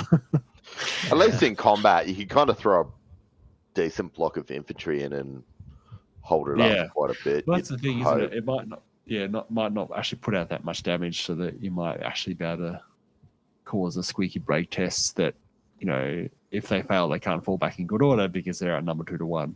Yeah. I guess it's the only sort of. It just would. I mean, you'd have to get the infantry into that because they're not going to charge in. Like. Oh yeah, but at some point, well, it's one of these things. Maybe they will. 600 odd point model, like it's you got to make the points back somehow. It's got to do something. Yeah. But I mean, static combat resistance isn't what it used to be. The way they've limited rank bonus, they've given close order bonus to things like dragons as well. Yeah, that's a bit much. And you're not getting a bonus for outnumbering in the combat res either. So it makes it harder to win if you're only up by, rather than starting off by 5 or because in like 6th ed, for instance, it'd be 3 ranks banner outnumbering, so you're up by 5 to start with. Whereas I think you're starting by 3 if you've got a standard and 2 ranks. So that's a big handicap, isn't it? It's almost like if you're playing that, you're going to have to do the, BSB in there. Maybe if you're lucky to have like, orcs where you got horde or something, or, so you can try and get it up bigger. It gets quite costly. Some other way to get combat res. Yeah. And then it gets really expensive. You're putting your BSB in. Yeah. Well, but then maybe that's a good thing because going back to your point, like the bigger Death Star you have, the more reason the dragon's got to go in there. Yeah. But if you've got like horde and whatnot, obviously to not be in marching columns, you end up with this big old unit trying to get these extra ranks. Because I've been looking into this trying to get the extra ranks. I'm like, it does get really, really hard, especially if you want to get extra attacks in and get wider still. It takes your ranks away. So it's like, well, I'd love to see rank bonus doubled. That'd be interesting. But do you reckon that we'll make a decision about how wide you go? Yeah. The only problem there is I reckon you end up with this potential where it's almost like 8th again, where people go, okay, well, I'll take. Yeah. I'll still go 10, 20 wide, but I'll go like the 50. people who don't care about 200. But you know what I mean? Like that's and I think they want to probably. I'd probably rather. I did hear again, not this sort of off topic, but the whole line hammer thing. Maybe we should do a different video on that. But Mountain Miniatures guy Steve was just talking about an easy comp to that, like an easy change to that would be that, and it's a bit annoying, but your supporting attacks can only be up to your movement value, which I thought, okay, well, that'd be an easy addition to it. So like, you can only do that one attack if you're not in base contact, but you have to be within your 4 inches or whatever, which is a little bit annoying because you have to measure it. But a lot of the bases 25 mils. It wouldn't be that hard, but it would stop you doing a line hammer. So so there's little changes like that, which I think might fix that if that is indeed an issue. But I guess we'll find out. Yeah. Hey, cool. At least like reforming. I don't think like just you should be able to reform as easy from like a block to like a line. That just seems a bit crazy. Especially when you fall back in good order, you mean? Yeah. Yes. Yeah. That should just be a redress, if that, or just a pivot and no reform. Yeah. Yeah, absolutely. Or something like, I don't mind a reform, but not like an unlimited reform. Yeah, a full reform as if you're just rallied. It's annoying with that maneuver, isn't it? Where they've got like wheel. They've got turn wheel, whatever, backwards, all that crap. Then they've got redress ranks and they've got reform. And then in the box, they've got pivot. And they talk about what a pivot is. But like pivot's not pivot's not a maneuver. It's just this commentary. I feel like maybe they could have done something like that where a pivot is an actual maneuver, but you can't. That's all you can do is just spin around your center. Yeah. Because then you could do something like, okay, well, when you fall back in good order, you're allowed to pivot. But that's it. Yeah. Yeah. Whereas an actual reform is a full change facing, do whatever you want. Yeah, it's a pivot as well, but it's got all the extra stuff. I think that would make a lot of sense. Absolutely, it's way too advantageous to be able to fall back in good order and then form into a line. Yeah, like you've lost, considering you lost the battle. You lost the battle. Yeah, they've definitely added a lot more. Even when you're winning, they've added a lot more ways to just change your facing, which. Coming from 6, it's like, oh, wow, But I guess coming from 8th, it's similar, but even in 8th had less than that. So, I don't mind it so much when you're winning because, you're in a position where you can choose what you want to do next. But being able to do that from a losing position is really... It's a bit weird. Yeah. Doesn't have the right feeling. Agreed. Yeah. And even just in general, like fleeing, rallying, when you rally in general... that you can reform and just move and do whatever you want. You just can't charge, can you? Is that so? Like years ago, you'd do a rally test and you'd rally and turn around, and that's it. Yeah, just stuck. But now, if you rally, that's the first thing you do, and then you can do whatever you want, which is a change again. Like, which I don't know, is probably not too bad because it gets units back in the game. But it seems like there's more ways to not run away, if you know what I mean.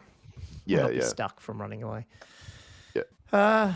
Anyway, let's. We'll bring up my screen. Do you guys want to just smash through our thoughts on the rest of the magic items? Yeah, let's crack through it. Cool. This is where we got to last week. We did all the magic weapons, but now we're on to the big boob looks, magic armor, and all the other ones, which should go pretty quick. But let's start with them, I guess. So, Armor of Destiny. Actually, so I had an interesting comment, which I didn't get back to on YouTube, but I'll ask you guys. So, and it's sort of related to the dragon build with its armor. It's that armor of, I can't remember what it's Ages or whatever it's called, the one that I was taking with the dragon. It's actually light armor. I think it's light armor, and then but has the ability that you have to reroll wounds against it. When you're on a dragon, the dragon is plate armor, like 4+. Yeah. So what people do is they take the 4+ save from the dragon, and then they've got a 5+ ward and a 5+ ward with the talisman, and then they've got the 5+ regen. The question the guy asked, which I think is a valid question, is if you're using the magic ability to reroll wounds against me, do I have to then at least use the light armor and don't get the dragon's plate armor? That is a good question. That's really good. Yeah. That's a real hard one, man. I mean, I fear that you probably don't need to use the armor to get the special. Yeah, I don't. But I probably. I suspect that's how it's written. But I feel like you should have to. Yeah. Wear the armor to get the special rule. Yeah. I mean, if they FAQ'd it that you had to, I wouldn't complain. But I think rules is written. There is no rule that says you got, because it feels like the special things that a magic item give are not to do with really the. No, you just pick the best armor save, but you can still use the special rules, I would imagine. I guess it's a bit weird because a magic weapon, I mean, you have to use your magic weapon generally, it says that. But if for some reason you couldn't use your magic weapon, you definitely wouldn't get the benefits of the magic weapon. And so I guess that's sort of what he's getting at, which, I see, but that's interesting. That probably just needs to be clarified. Yeah, agreed. It's a really good question. And the other one that is a bit weird, I just want to... Nah, you won't. Only models equipped with armor, a shield, a barding may purchase a magical equivalent. Now, this is the other thing too, which I think is a bit weird. It's like a model can only wear a single suit of armor and can only carry one shield. Only a model that is equipped with armor, a shield, or an option to do so. So the question, I guess, is if I can only purchase light armor, can I purchase the armor of destiny, which is a suit of heavy armor? I'd say no. Right. Well, you can't have both. Wait. No, so I guess what I'm getting at is because some units can't pick a shield, for some reasons. Like a character can't have a shield. Can they pick the spell shield, for example? Because they don't have an option to pick the shields. Because this is saying it's therefore magic armor replaces any mundane equivalent the model is or may be equipped with. No, because that's like saying, an elf scout that can only have light armor should be equipped with, if there was a plate armor option. Yeah. Like for me, that just doesn't make sense. It'd only be able to have light armor. Is that different to the other editions? Because I feel like you didn't have to look at that. You just could pick magic armor if you're allowed to have magic armor. If you're allowed to wear, or was it that specific? Nah, I thought it was that you could only pick the level of armor that you were allowed to. So if it only said light armor, then you could only pick a magical light armor. Right. Yeah, that's what I would have thought. Okay, cool. I'm just thinking I'd have to actually look at that because I reckon there is some cases in some of my armies where that potentially is limited. Potentially, I'd have to check. Yeah, I mean, it sort of says only a model that is equipped with an armor, a shield, or barding may purchase a magical equivalent. Right, that sort of implies. Yeah, totally. Yeah. You can't purchase something that you can't be equipped with. Yeah. I'm just wondering if the army builders are clocked in that much to this stuff. I don't know. They're probably not. Anyway, sorry, I diverted that a bit, but yeah, Army of Destiny, 70 points. So it's heavy armor, and you get a 4-up ward. Yeah, it's expensive to get that 4-up ward. Fair chunk of your magic armor item allowance, isn't it, to get the 4-up ward for sure. It's good about the 4-up ward. It's come in handy. Especially if you've got 8 depends wounds. on how tanky your guys is, Yeah. Yeah.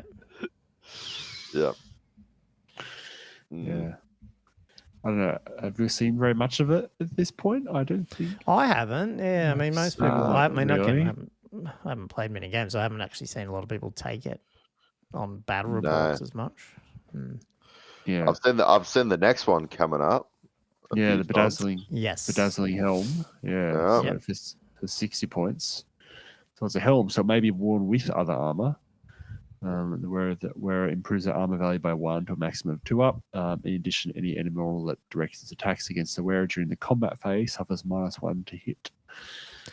So I'm going to divert. I'm going to just ask you that question again. Then, when do I ever see on my list that I can take a helm? What is this? Well, maybe one with other armor. What is this? Maybe one. That.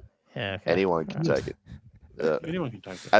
Except a mage, because a mage can't wear armor. Yes, they can take it, but then they can't cast spells most of the time. So but you can't take any armor. Yeah, it's just So I'll carry on, shall I? So thing with that one as well, I mean, that would be the same question as your other one with the Armor of the Ages. It's like if the rider was wearing that, but then you're using the monster's armor, still get -1 to hit? Yeah, I guess. Yeah, good point. Yeah, I guess. I think they would. Yeah. I think because I'm envisioning, right, that, this bedazzling helm's, whatever, you're not really, you've got it on there. So this aura of whatever, -1 is still, hurting you, even still though very when bright. you actually get hit, you're actually, you're this combined tough thing. So you're using the dragon's armor. So I don't know if that's right, but that's how I'm playing it. Well, but, it apparently it confuses and confounds the enemies. Yeah. And that's how it causes the blow to fall wide of the mark.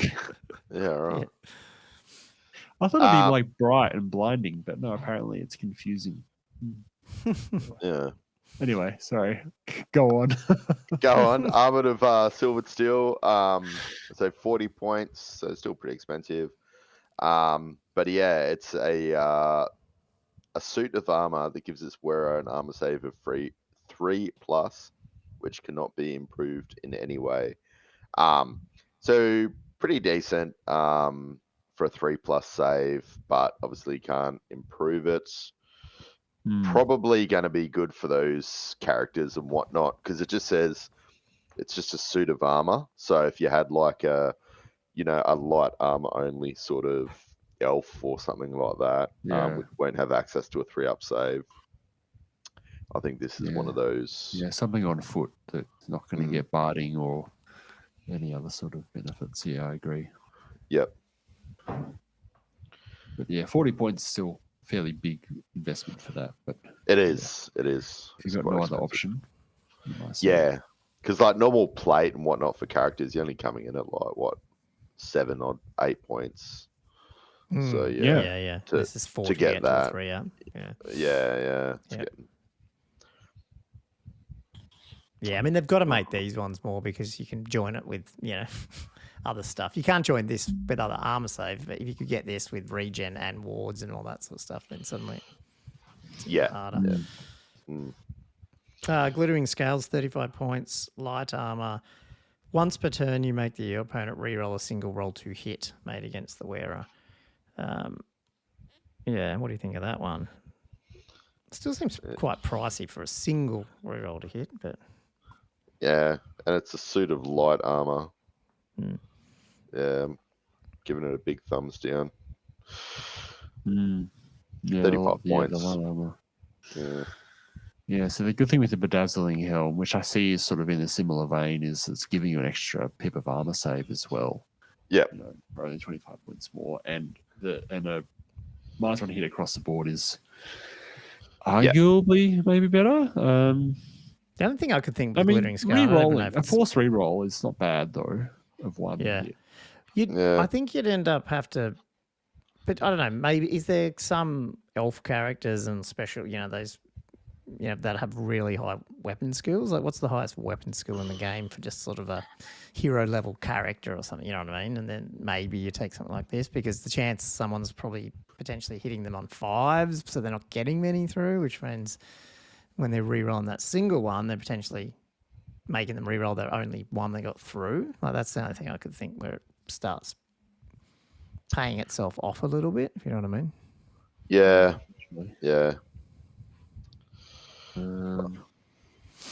Shadow Dance is weapon skill 8. That's pretty nifty.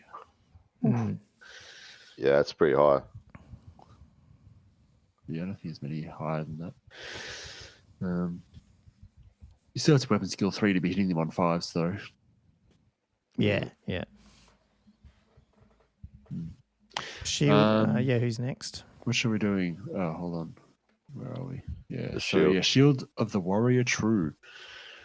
So it essentially gives a 5+ ward save against any wounds suffered during the shooting phase, and it's a shield as well for 30 points.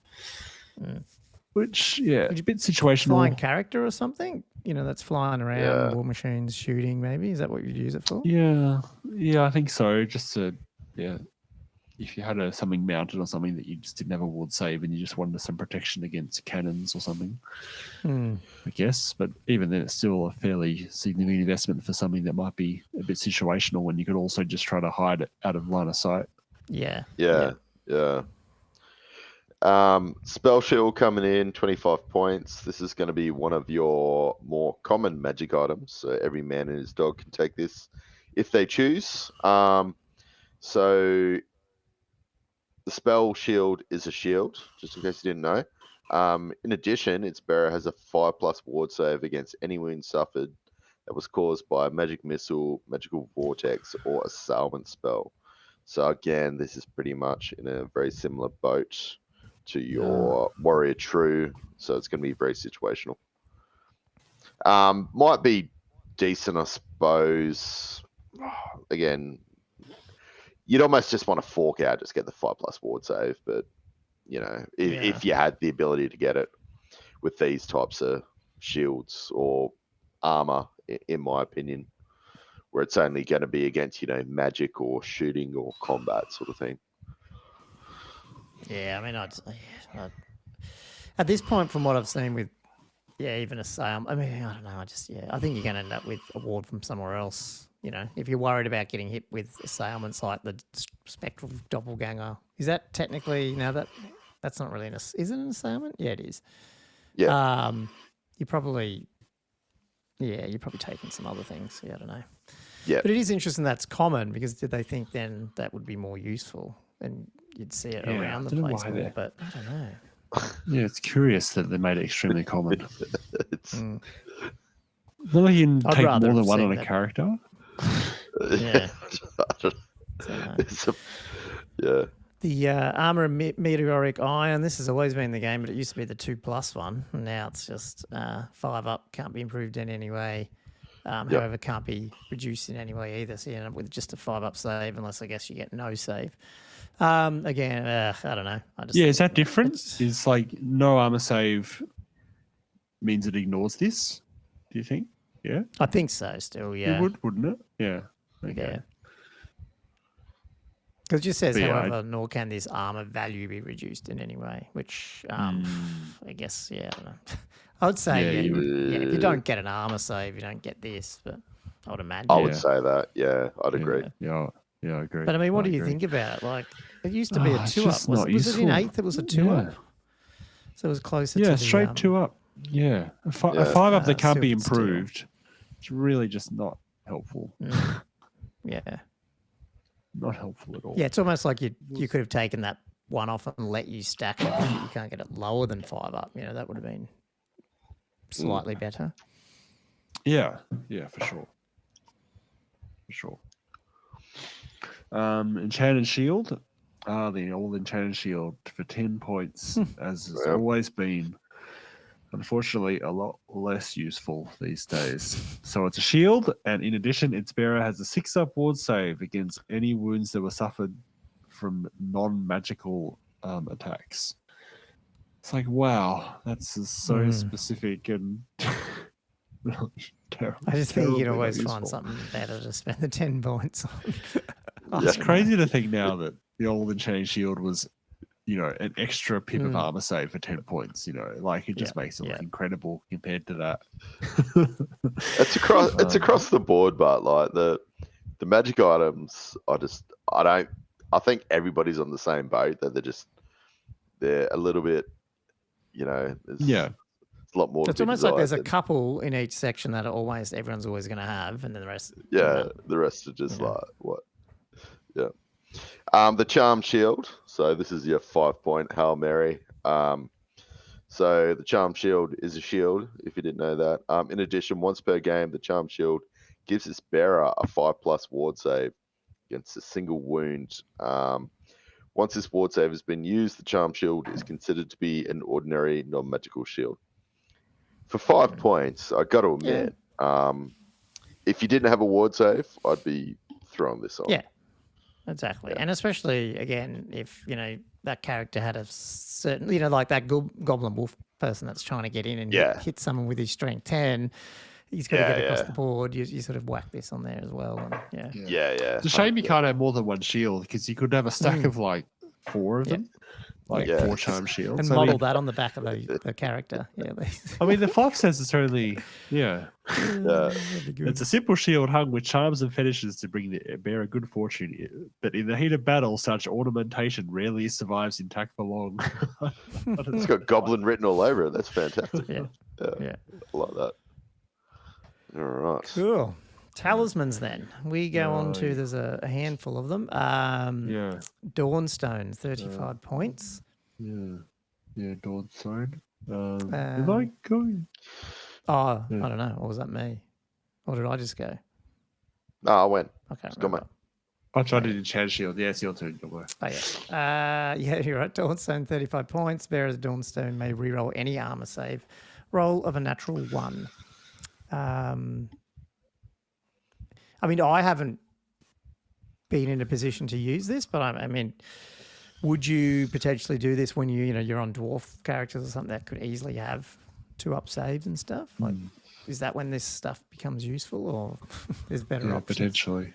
I think it's overcosted, but yeah, that'd be a time of useful. Yeah, if you had a 2-up. But yeah, I agree.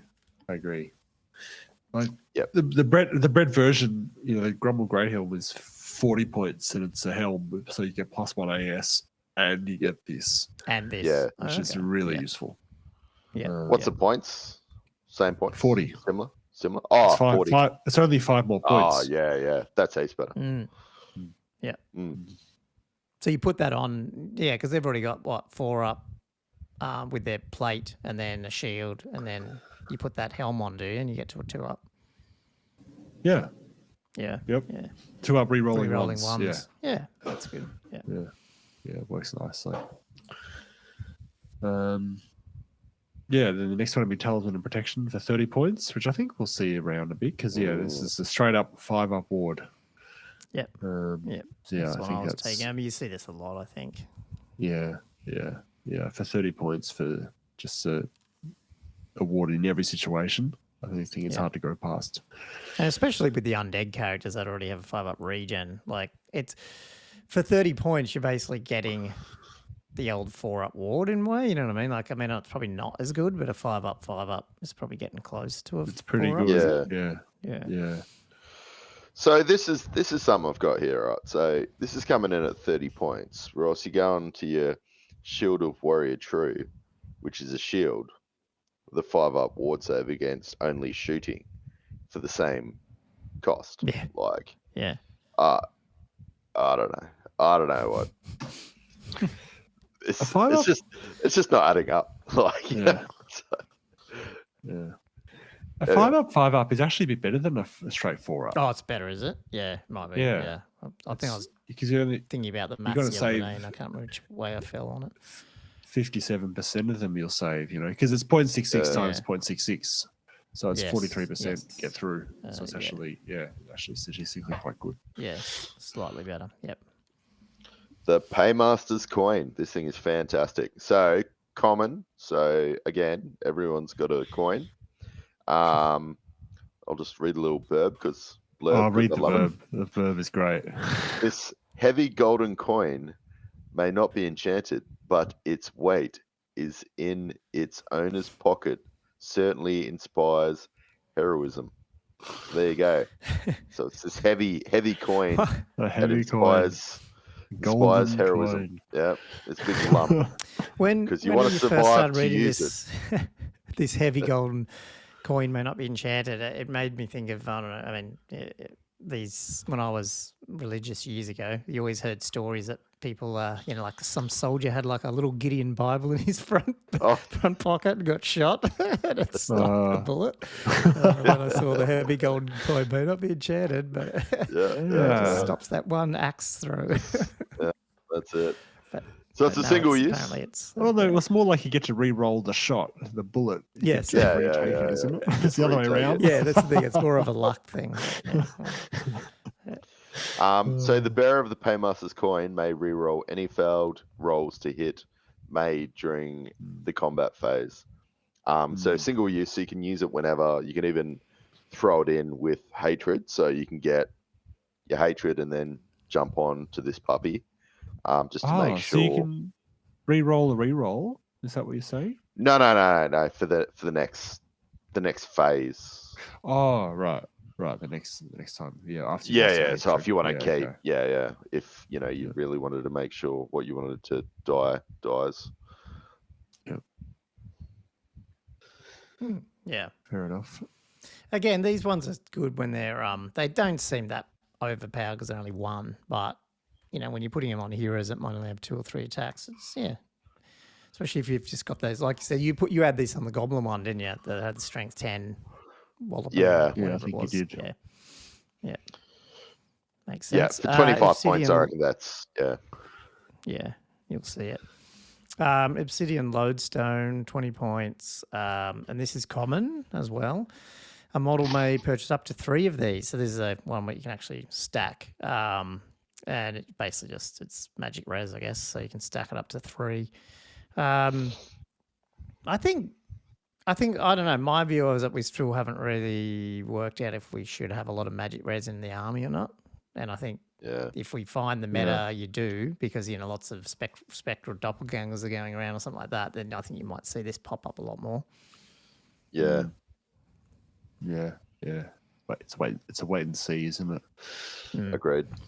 The next one, Luckstone, 15 points. Can luck be trapped within a dull stone pendant? Possibly.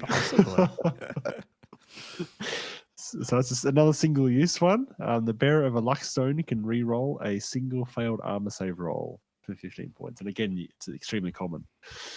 So you can have loads of those if you want. It is cheap. It might save a wound. I think it could have a place if you had some points left over to spend on it. Yeah. It's not an auto include, but it's not bad. Like, I can understand why someone might take it. So. Yep. Cool. Jumping to standards. Yeah. So Banner of Iron Resolve coming in a hefty 50 points. However, a unit carrying the Banner of Iron Resolve gains a stubborn special rule. So as everybody knows, stubborn is that you just get to elect to fall. Is it fallback or give ground when you're supposed to fall back? Give ground. Do you want to check? But it also allows you to pass your first one. Oh, what am I doing? Do you want me to just jump to it? Look at this. Look at this. Oh, you've got it. No, I don't. 178. Oh. Have you got it? Oh, no, sorry. 170. Okay, no, sorry. Yeah. I thought you were just going to talk through it. There you go, stubborn. So the first time a unit requires to take a break test, it may choose not to, and so you automatically fall back in good order. Even if the unit strength of the winning side is more than twice the losing side, a unit that's not stubborn does not become stubborn when joined. So you just opt without, so you just fall back in good order. Is that only on the first one though? Brit? The first time, yeah. Yeah, may elect to, yeah. Right. Yeah, I thought it was fall back in good order, not give ground. I might be thinking of another rule that had an extra rule. Yeah, shield wall. Back end of it. Shield wall gives you the ability to give ground rather than falling back in good order once per game. Shield wall's that one. Okay. Yeah. Yeah. So that you combine that with stubborn, so then you just give ground. You stack. Yeah. So that combined is that's really good, because then you can just elect to do that. Yeah. Because there's a good chance, like if you got high, as long as you're not going to get absolutely smashed. Smashed, yeah. Yeah. If you got high leadership and whatnot, you should just be giving ground or falling back in good order. Yeah. I don't know if it's worth 50 then, unless if you baked it into your army, you really need that. Your whole plan is to smash this anvil up there. Yeah, or unless you had shield wall or something, or like you said, you really need to hold the line. What do you? Oh, is it Josh or Your me? turn. I can't remember. Mine. Razor Standard, 40 points. Yep. Unit carrying the Razor Standard gains the Armor Bane, 2 special rule. This one's because what did Razor Sound used to just be AP one? Was it or like the equivalent of it? Yeah. Just AP one. It's just weird because I feel like now Armorbane technically stacks, doesn't it? Because they all stack, unless they say they don't. I'd say yes. Yeah, I'm pretty sure it does. Oh, actually, I think Armorbane even talks about stacking, so I think it does. Yeah. So I guess that's an interesting thing, but you're obviously still fishing for those sixes on the wound roll. Yeah. It's interesting that it's not specified to combat either. You could put this on a shooting unit or something that does both. True. Ooh, like a block of 40 Sea Guard. As I discovered. No, well, that would honest, actually you're be really right. good. Yeah, that'd be better because then you got the volume of times to hit the six. You know, this is the problem with just on a unit. It's like, maybe it's not as worth it for combat. I mean, it still is a little bit, but I like that idea. Yeah, especially if you had, because do they have an Armorbane 1 anyway or not? Is there any? Because there would be some that have Armorbane 1 with some of the bows and stuff. I'm pretty sure they do have a base Armorbane 1 or something like that as well. So it went to Armorbane 3. Yeah, because that wasn't a long bow. That was a different bow. I think they have a war bow. But but I think they still had like a rule that was giving them armor piercing or something. I can't remember. To be honest. Yeah. That's cool. Yeah, I mean, those things I think would be useful. It also then again, does this then mean your spells as well get Armorbane because it's shooting attack? Like if you had a wizard in there shooting magic missiles. Because now that's shooting, I'd say, but potentially. I don't know. Doesn't say not to. That's a good point, actually. Yeah. I think it would. Because you just get the Armorbane spell. Well, it's just... although it'd be like... Does the wizard just having Armorbane 2 special rule natively, does that carry over to... Don't know. Probably wouldn't carry over to magic missiles, maybe to assailant spells, maybe? Yeah, I don't know. Oh, no. It might be written somewhere, but yeah. I think Spectral Doppelganger, it would benefit from it, because doesn't it use your whatever the wizard's special rules that you actually have. Yeah, so maybe it would affect that. Yeah. Rampaging Banner, 30 points. When a unit carrying the Rampaging Banner declares a charge, it may re-roll its charge roll. Sure. I think it's useful. Yep. All right, that's good. Yeah. Especially when you, twice in our game, I think Andrew stumbled over some brick walls. That was those friggin' walls. Those ones were killing me. So yeah. Yeah. Worth it on some. Yeah.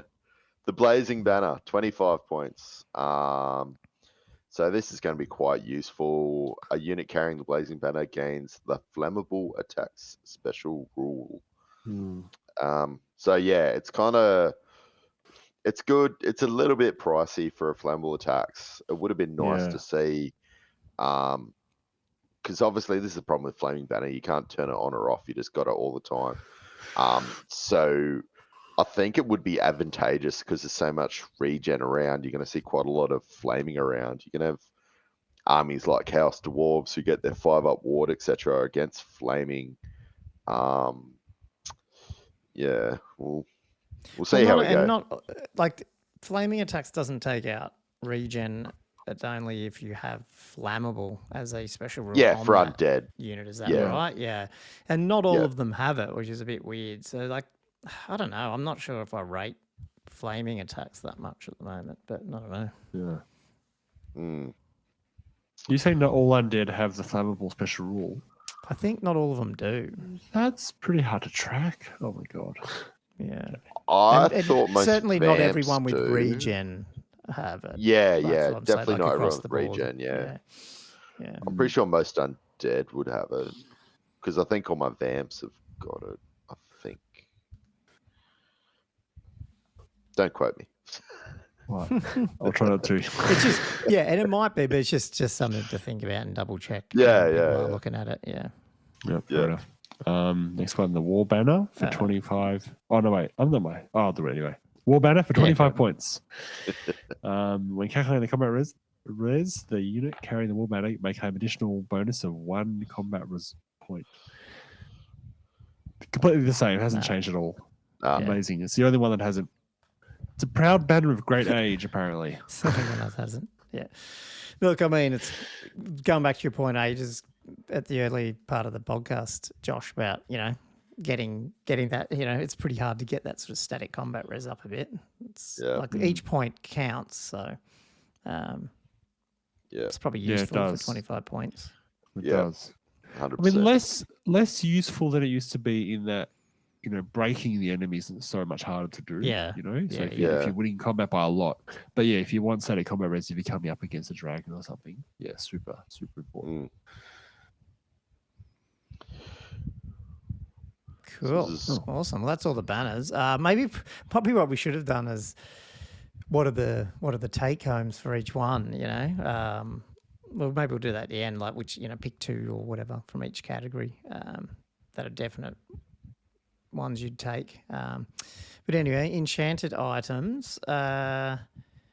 No to command. Well, here it is. Can only consume a single potion of any type per command phase. There you go. So you've got to do them in command phase. But wizardry hat, 45 points. You're a level 1 wizard and knows 1 randomly generated spell from a lore of your choosing. However, the whispers of the ghostly wizard haunting the hat are often confusing. Therefore, you are subject to stupidity. Funny. I love it. I mean, 45 points. Yeah, for 45 points, it's a lot better than it used to be 100 points, didn't it? Something like that. Yeah. Yeah. I think it's useful, especially if you want a particular maybe signature that you couldn't normally get too. Is that right? Like, because you can pick that. Yeah, true. You could be able to pick the signature. Yeah, for sure. Like Viletide, actually. 45 points to get Viletide. Yeah. I don't know. We'll see how it goes.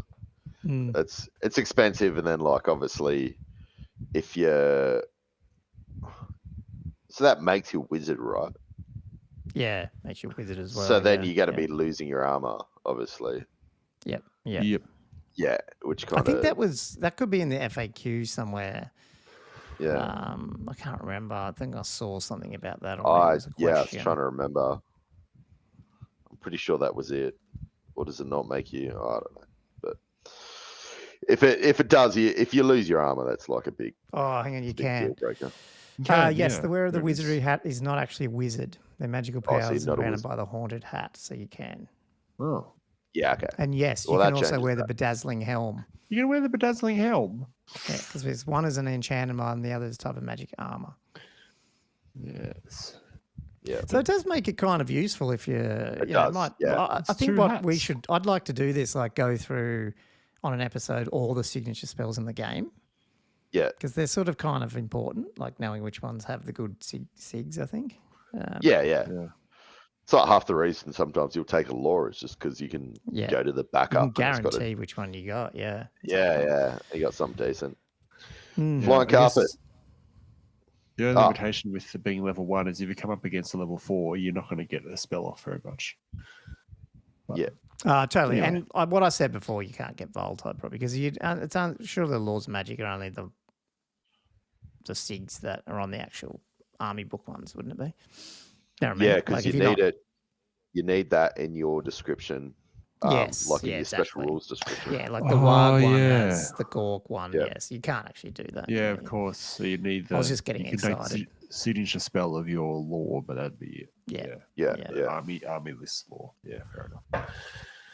Flying carpet. I want to see this modeled a lot because this is fantastic. 40 points. So regular infantry or heavy infantry only.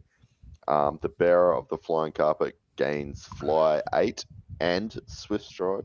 It's really good that they get swift stride as well. Oh no, because the Tomb King one doesn't with his one, I think. At least I don't get it in the amp one either. But the bearer can't join a unit. But I think this is very situational for builds, but really adds a bit of spice to the mix. Yep. Yeah, good. Healing potion for 35 points. So it's got another good little subtitle. Purveyors of magic potions make many bold claims. Sometimes they are true, sometimes not. So ridiculous. This is a single use during the command subphase of the turn. You can use the healing potion and you immediately recover D3 lost wounds. So I originally thought reliable. this was, and it's common. Yeah, it's common as well. I thought you might see this a lot more, like because of dragons, and you want to actually like if you can make these things heal, then they're even worse. But the 35 points, I feel stops you a lot of the time because I think you find you just can't fit it in. Yeah. Dragons have so many wounds anyway. No need. But yeah, 35 points is a pretty significant chunk. Yeah, it's just a big chunk when you're trying to, when you're already paying for your other stuff. But no, I'm surprised it's never used to see it that much. But I guess, that's the thing. It's always pricey. I can't remember. They used to. Was it always a D3? Because they had healing potions in 8th, didn't they, and stuff? Just can't remember what it used to do. Anyway, Ruby Ring of Ruin. You'll see this one. 30 points. Basically, you get the fireball as a bound level 2. I think everyone pretty much agrees that magic missiles are good, and especially if some of your laws don't have them, it's always a good idea to have. So I think you see a lot of builds with fairly mobile wizards or something, or potentially the ability to like I think it's necromancy spell. Oh no, it's not. It's a Tomb King one. Neokara one where you get reserve move, where you can sort of bubble reserve move and maybe like get your wizard out, do a fireball and then go back, like do those type of little things, which would be kind of interesting. But yeah, I think you'll see that one a lot. Yeah. The healing potion in 8th was 35 points as well, and it was the same except you get D6 wounds. Oh God, yeah. You never really saw it much. 8th was a different. 8th was a very different game. You didn't have 10 wound dragons running around. Yeah. Still, D6 wounds is D6 is pretty hectic though. Yeah. Yeah, it is. Potion of Strength, 25 points. Common again. I'll just take a leaf out of Josh's book and talk about a little blurb because this one is funny as hell. So, a concoction of strength-giving vegetables and roots mixed together with a touch of magic. A touch of magic. I would love to put spinach in there or some sort of, Popeye sort of reference. Yeah. Hilarious. That would have been good. That would have been good. But yeah, single use. During the command subphase of the turn, the bearer of the Potion of Strength can consume it. Until the end of that turn, the model has D3 modifiers to its strength to a maximum of 10. So when you have a reroll to hit dragon and you need a bit of a buff to your strength for that reroll, this is where your Potion of Strength might come in handy. But yeah, very situational. Again, 25 points. So. And then you got Potion of Toughness, which is 20 points. It's common as well. Distilled by magical means, this potion is sure to make the drinker all but invulnerable. So yeah, command sub phase, swig it down, you get D3 modified to your toughness. I guess because that's what I would have done wrong in our game, Andrew. Not that I don't think it made a difference, but it was invulnerable without it. You're really only using this if you're charging, hey? Because you can't even like swig this because it's only your turn until the end of that turn. Yeah. So, like if I'd swigged it like on my turn, you charged on yours. I don't even have it anyway. So it's definitely more of an offensive thing, where you're going in knowing you need your toughness. So probably not as useful. Yeah. Potion of Speed. I think you could use this, because this one, it's only 10 points. A powerful potion with a terrible aftertaste that sharpens the wits and speeds the reactions. It gives you D3 initiative, which, doesn't seem like that great, but, as you found in your other game, Yeah. if you're charging into someone and, and they happen to strike first, You can just get popped. And this is the type of potion that your opponent could easily even forget that you even have. Not that you do it on purpose, You'll right? probably forget but they it would as just, well. But yeah. Yeah, and then suddenly you go, oh, I'm just going to get D3 extra initiative, and now I'm striking first. And you're like, oh, crap. It's out of nowhere. So for 10 points, maybe you could. I think you'll see. I see think it as a surprise. Especially if you're not playing elves or vamps or whatever, where you think, okay, if I do come up against that type of thing, it'll just bump me over. Especially for 10 points. So yeah, for sure. Can you read the flavor text for this last one? Because I think it's the best one. The potion of foolhardiness. Coming in, another common, 5 points. Why wouldn't you get it just for the name? So it's a magical brew that fills the drinker with courage. It may actually just be strong liquor. That's so ridiculous. That is very true. So it's a single use. So again, during the command subphase, the bearer of the potion of foolhardiness can consume it until the end of the turn. That model gains immune to psychology. Yeah. Look, I don't know. If you got a problem with psychology for 5 points, you think you might need to use it against a terror model, like something along those lines. Yeah, it's situational, very situational, but it's only 5 points. Very situational. Yeah. Yeah. Especially because it's only during your turn that you can drink it. Yeah. As well. Yeah. Yeah. So if you get charged by it. Yeah, but if you were going to charge if your Goblin Chariot was going to charge a terror-causing model, you might want. Well, it says until the end of that turn. Does that mean the end of your the same turn, or just the end of your said, opponent's turn? I mean, I read it. Or the start of your next turn. Because you know how it said. Where does it say? I have to go back up. They all say the same thing. During the command subphase of their turn, the bearer does this until the end of that turn, which I would have thought that meant the subphase of their turn. Whereas the actual 2 turns are a round, not a turn. You know what I mean? Yeah, I'd agree. So, I agree. Arcane items, is it me then? Yes. So onto the wizard stuff. Yeah, feedback scroll, 60 points.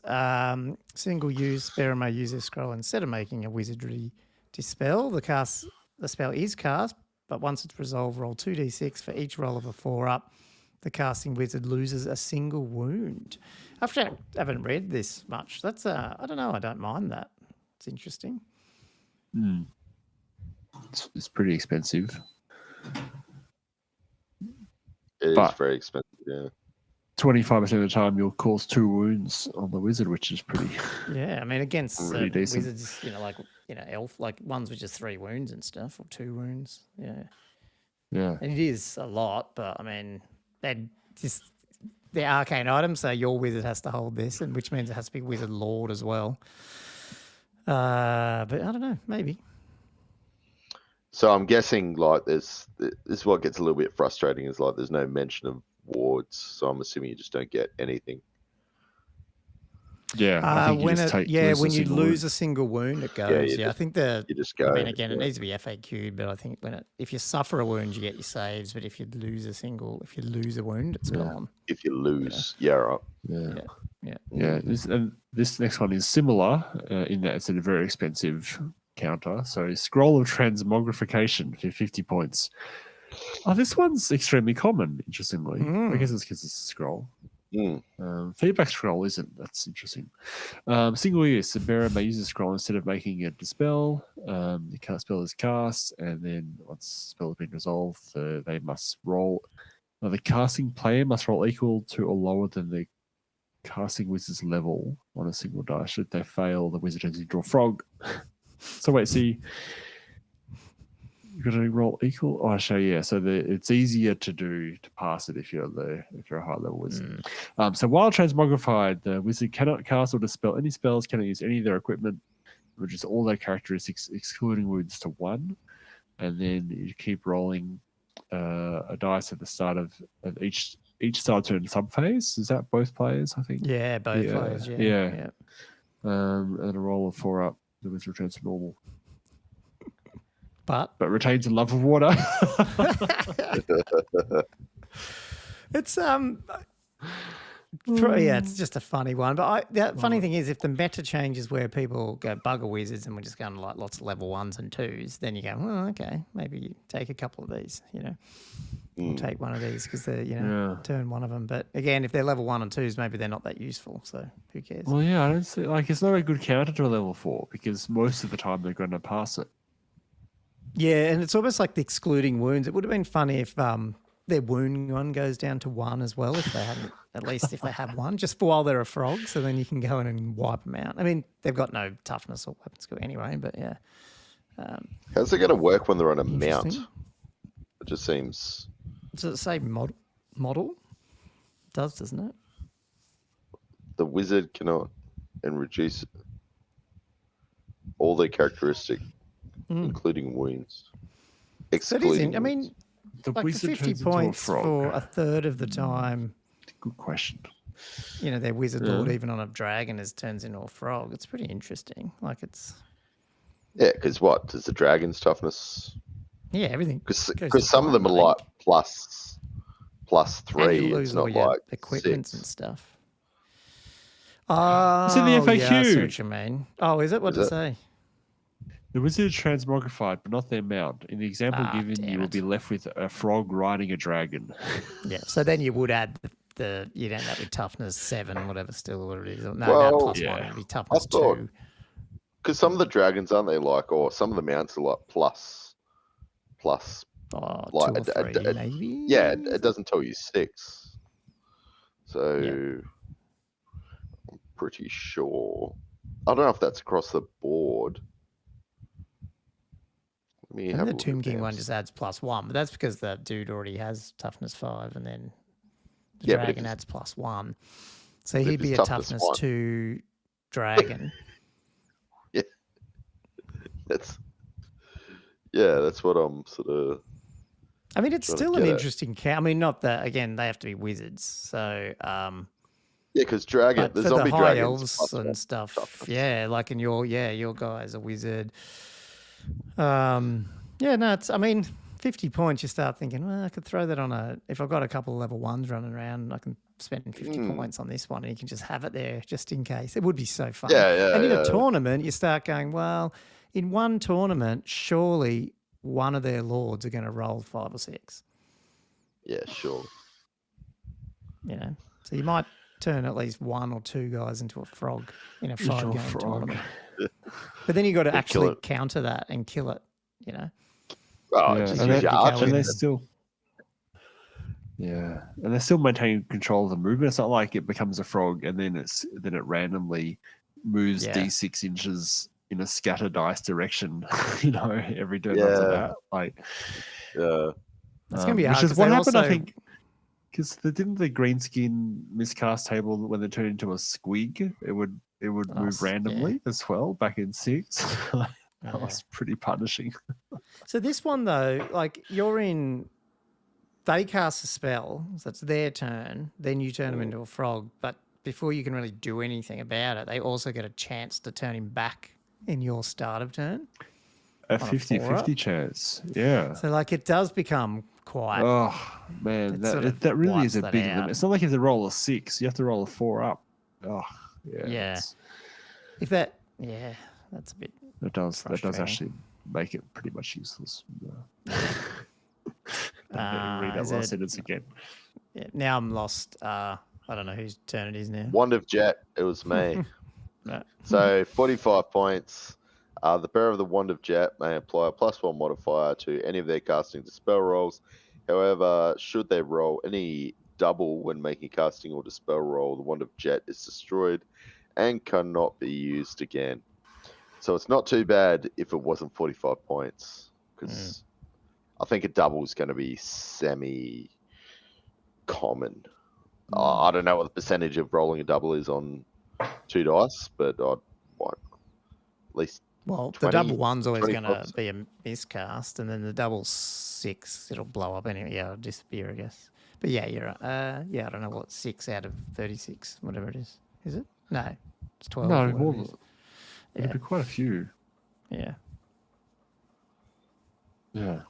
Yeah. I was guessing 20%. Yeah. I got a B There'd in be maths. 6. So. No. Oh, it'd be there's only 6 6. doubles, isn't it? Yeah. Okay. Sorry. Yeah. So it'd be. So it's 1 in 6 16 chance. 16%. 16%. Yeah, it's 1 in 6. Yeah. Yeah. But if you got 3 or 4, like it's a level, you're only going to be putting this on a high level model, like a wizard level. So you might be casting 3 times a turn. Yeah, you'd probably lose it within the first couple of turns. It might be worth it. Yeah. Or do you use it more judiciously? Do you just because it says you may apply? Don't have to. Yeah. Yeah. Yeah, I agree. True. 45 points is a big ask for it. Big investment. If it was, if it was like if it broke on a miscast or something, I feel like that'd actually be quite 100%. good. Yeah, but yeah, it's a big limitation. Lore Familiar. Oh, that's your turn. Might be me. Yeah, Lore Familiar, 30 points. The owner of the Lore Familiar does not generate spells randomly. They basically choose the spell they know from their chosen lore, including the lore's sig spell. This is like almost auto-include, especially for... It's auto-include for some of these builds, where you want the Spectral Doppelganger, for example. Yeah. It's just, It makes it pretty easy, doesn't it, to build around a specific spell. Yeah, 100%. 30 points really isn't that bad. No, it's good. Power Scroll, another extremely common one for 20 points. Single use. So you use it when you're trying to cast a spell, and if they do so, you roll an extra d6 when making the casting roll and discard the lowest result. However, if you roll a double 1 at any of the 3 dice you've used, the spell is miscast. I don't know. I haven't seen this used very much. It's like the old Power Stone, really. I just don't know if there's, you could argue spells like it doesn't feel like, unless you're really going for a particular spell that you just need to get off, that it's that useful. I don't know. Because they're not actually that hard to get off if you're level 4. You usually have to roll 5 or something on a dice. Yeah, 100%. Yeah, it's more about if you're trying to get it off and you've got a level 4 Dispeller in range, that's probably the moment that you'd be forced to use it, I feel. Yeah, that's true. Yep, actually. Yep, good point. So I'll keep going. The Dispel Scroll. I think they shouldn't name this quite the Dispel Scroll because you're not guaranteed to get a Dispel. 20 points. Pretty pricey for what it does. So it's a single use. A wizard may use this scroll when attempting a wizardly dispel. So obviously you're going to be declaring it beforehand. Anyway, if they do so, roll an extra d6 when making the dispel roll. Discard the lowest result. However, if a double 1 is rolled of any of the 2 spells, any of the 2 dice rolled, the wizard is outclassed in the art. So it's like that's double 1 out of the 3. Yeah. I don't know. For 20 I points. I haven't seen many people taking Dispel Scrolls, to be honest. So. I'm not a big fan. Yeah. And you got to be doing a wizardry dispel, so you can't even. Yeah. He's doing it in range. Yeah. Yep. Yeah. Huge amount of limitations on it. There is. Yeah.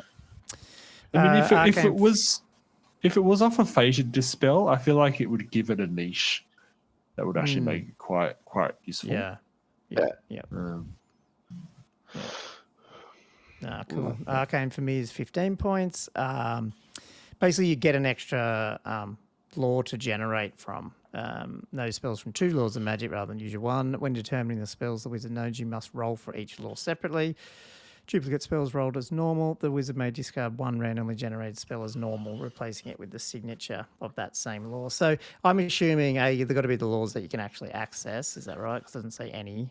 And you can only still take 1 signature. So I guess it's just because it's random. I don't know. I don't know if you see this that much, unless you just really were in love with 2 laws. But I don't think. Yeah. No. You know, you're doing less rolls on that. And I guess, sorry, is there some laws where you really want, you know, you'd rather use this law, but you want the signature from the other law? Then I think you might use it for 15 points. Yeah. I haven't seen great signatures out there either. Yeah. I mean, you can't take it with the law familiar. That's the other thing. They exclude each other. Yeah. Yes. Yeah. So that's part of the problem. I feel like it's competing with that other item, isn't it? Yeah. And then Earth. Oh no. Well, one left. Josh. Yeah. Earthing Rod is my turn. Yeah. Earthing Rod, 5 points. Single use. Should they miscast a spell, the wizard can use the Earthing Rod to re-roll the result rolled on the miscast table. It's I was just thinking this. Maybe that is useful for 5 points because 5 points. You know how how there's some of those, like, it's not so dangerous anymore, and what is it, a 7 or 8 above, the spell still goes off then? You know what I mean? Whatever it was. I can't remember which ones it does. It is. Yeah, no, for 5 points, it's very worthwhile. But the reason I don't think it's going to be seen it very much is because it takes up your arcane item slot. Yes, no, you're right. Yeah. Arcane. Yeah, so that's a major problem. Yeah. Now, could you have this on a level 1, or it's only on that wizard that miscasting? Should they miscast? No, should they miscast the spell? Yeah. So it has to be on the wizard that's casting it. Yeah, okay. Which makes sense. Yeah. Yeah, I think it's the opportunity cost of taking it is a. No, I think you're right. No, again, the miscast table's not as deadly as it was anyway. So you're like, oh well. Nah, it's not. Probably not. Worst case, you just can't cast spells. You might get a wound, but you can't cast that turn. That's about, you know. He's like, oh well.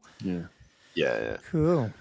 So we're not seeing that many miscasts anyway. Like it's like what, a 1 in 36 chance. So you know, I'm casting 4 turns times a turn.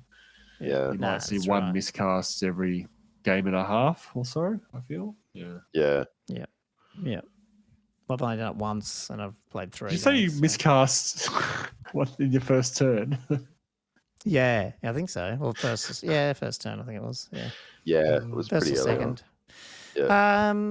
Yeah. Well, just quickly, because we'll probably wrap it up in a minute. Was there any that just stood out? I mean, we probably talked about them, but like I felt, you know, you're seeing those.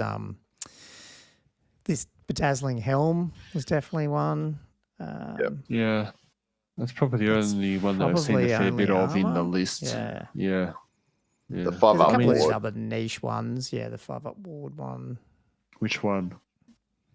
Are you talking about the... Oh, that's a talisman. Sorry. The talisman? Oh, sorry. Yes, sorry. That's this one. Yeah. The 5-up. This one, protection. The talisman. We might see these other little ones. The coin. Yeah, I think you might see the coin occasionally. Yeah. Potentially the Razor standard how it works, but I'm not sure. You definitely probably see this rampaging banner, the reroll, and the war banner. Yeah, the war banner. Yeah. And the ruby enchanted, ring. ruby ring for sure. For sure.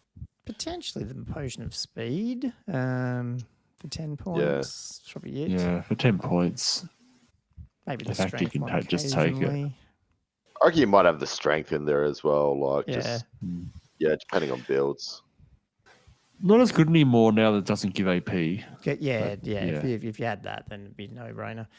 And then I'll definitely, I think you'll obviously see the law familiar. I have seen people take the arcane. Well, have I? No, I'm probably getting confused. I think there's another familiar. Maybe it's in the chaos one or something slightly different.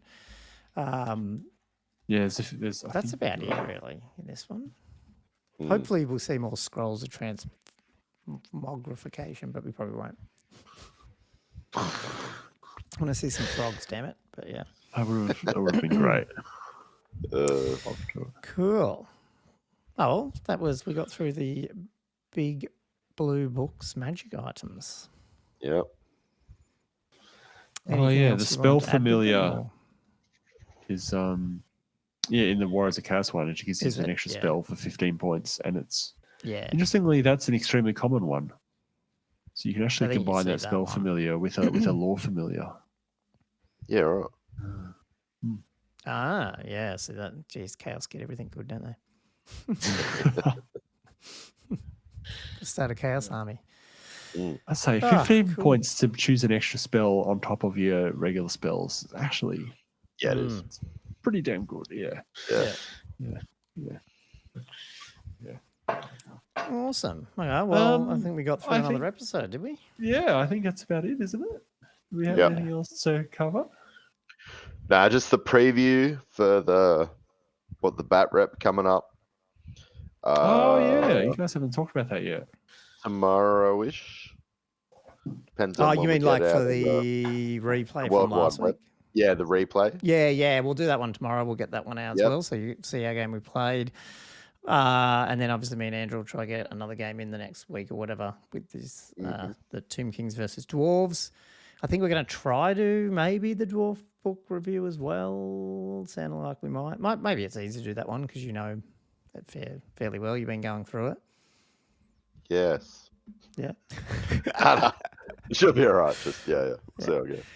And then I don't know if you got always open to new topics, guys. So if you want to hit us up with comments as well, what you'd like to see, because I've already thought about stuff like going through monster, what's it called, Lion Hammer, or the signature spells, and just start, or maybe even just start reviewing, I don't know, other phases in detail or not. I mean, there's heaps of topics to cover.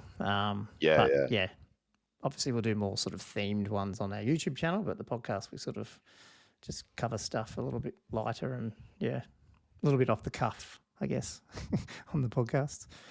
Cool. Have you got anything else to add, guys? Otherwise, I can wrap it up if you want.